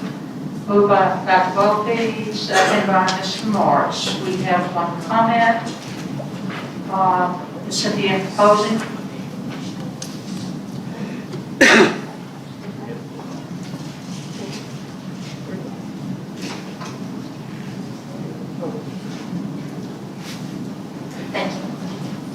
Congratulations, Ms. Doris. I'll be brief. Cynthia Posey with Louisiana Federation of Teachers. We do understand that these waivers are in response to a disaster, but a disaster does not alter the fact that a teacher's working environment is a student's learning environment. The reason we are having to ask for these waivers is again a failure of the education and legislative leadership to address the recruitment and retention of qualified teachers. We keep doing the same thing and expecting different results. If you can pass waivers and policy for all other education stakeholders, why do you pointedly ignore the plight of educators? Temporarily increasing class size will not improve academic outcomes. You're not treating this, you're treating symptoms, not treating the illness. Again, actions speak louder than words. Thank you. Thank you. Any discussion? Who seconded that motion? Mr. Morris. Oh, so I got it, okay. Okay, any objection to the motion? Hearing none, motion passes. Next item, please. Page 99, item 4.3, consideration of a report from Education Finance staff concerning BESE authorized charter school budgets and expenditure reports, including irregularities or concerns. The recommendation is to receive the report. Motion to receive. So moved. Dr. Volke, second Dr. Davis. Do you have any comments on the report? No? Any questions concerning the report? Dr. Davis. So I have a question, and it's also similar to the question that pertains to the audits that were under the consent agenda. And it's about repetitive violations and how they're addressed. And so in particular on this agenda item with type 2 charter schools, we had 10 out of the 45 schools that did not meet the 70% of their budget being spent on instruction. And some of them were just like a little bit off, and so that's not a big concern. But there were 3 or 4 of them that were at, hovering at the less than 60% mark. And so my question is, how many years can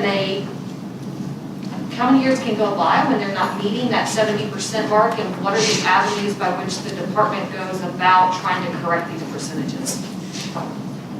So I know that Deputy Superintendent Vestiano want to come forward and talk through this a little bit, but it's not charters alone that aren't meeting the 70%. It's some of our traditional public systems as well that have routinely not met that specific requirement. Yeah, you can come to the table and talk a little bit more about this, but other than improvement planning and conversation with our agency, really the legislation doesn't go much deeper than that in terms of consequence. But I bet you can certainly speak to that. That's with the department. The 70% is within the MFP resolution, and it does not have any specific implications or consequences for not meeting it. What the process allows right now is we take that measurement on an annual basis, and then we actually work pretty closely with the school systems to see what the issue is. A lot of times it turns out being bad data reporting. They submit their financial information to us, and we are not able to detect in the current system little intricacies that might impact their 70%. But we do work very closely with anybody who fails it to a great degree, and we work through data issues with them. And then we also ask, they're required to look at their non-instructional spending so that they can see if there's ways to economize. Oftentimes we will have meetings and calls with them, perhaps get some good ideas from some other systems that we worked with through the years that have cut costs so that they can reduce their non-instructional spending and move that money into instruction. There are a number of systems that just struggle, and they have always struggled with that requirement. They seem to have some base cost that they'll never be able to overcome. Some of them, those rural school systems, That's what I was going to ask, is it our very right. That is one of the major causes that just sort of puts them out of compliance. So we do work very closely with them on that 70%. Does that answer? It does, yes. Thank you very much. I appreciate it. Any other questions or discussion? Hearing none, motion passes. Next item, please. On page 104, item 4.4, consideration of LDE and RSD contracts of $50,000 and over. The recommendation is to approve. Correction was made to the executive track, and that handout has been distributed. I have a motion. So moved by Mr. Rock, second by Dr. Davis. Any discussion or questions? No, I'll just point out that you have before you the contract with LSU, who is going to be partnering with us on the ACT review. We've talked about that for some time. Our ACT results have continued to decline in our state, and we're asking them to take a comprehensive look at what might be some of the rationale for that happening. And so just know that at some point we'll be coming back to the board with a report around their findings. Do you have any idea about when that might be? Dr. Chesson, do you want to come talk through that particular scope of work?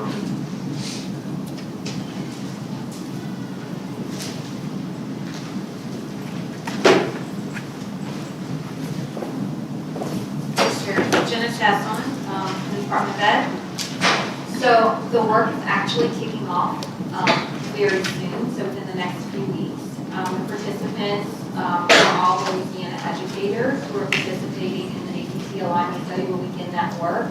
And we hope to bring the board an update in January with the findings from that report. Thank you. Any other questions? I have a recusal for 4.4, the JAG aim high, please. All right, Dr. Davis. I have a recusal of 4.4 to the LSU contract. Okay, any other questions, comments? Any objection to the motion? Hearing none, motion passes. Next item, please. On page 156, item 5.1, consideration of AG funding cycle activities, approval of AG statewide programs for fiscal year 2021-2022. Recommendation is to approve. Motion, please. So moved. Motion by Mr. Morris, second by Mr. Barker. Any questions, comments? Any objections to the motion? Hearing none, motion passes. Next item. That concludes your agenda. Motion. Committee adjourned.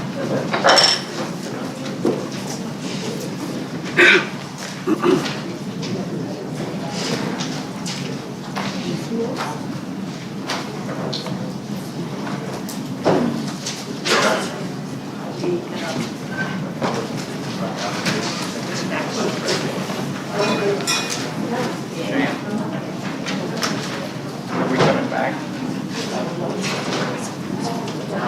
16, let's see.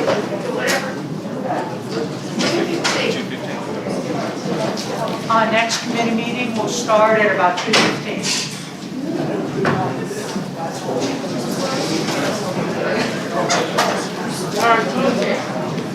If he is,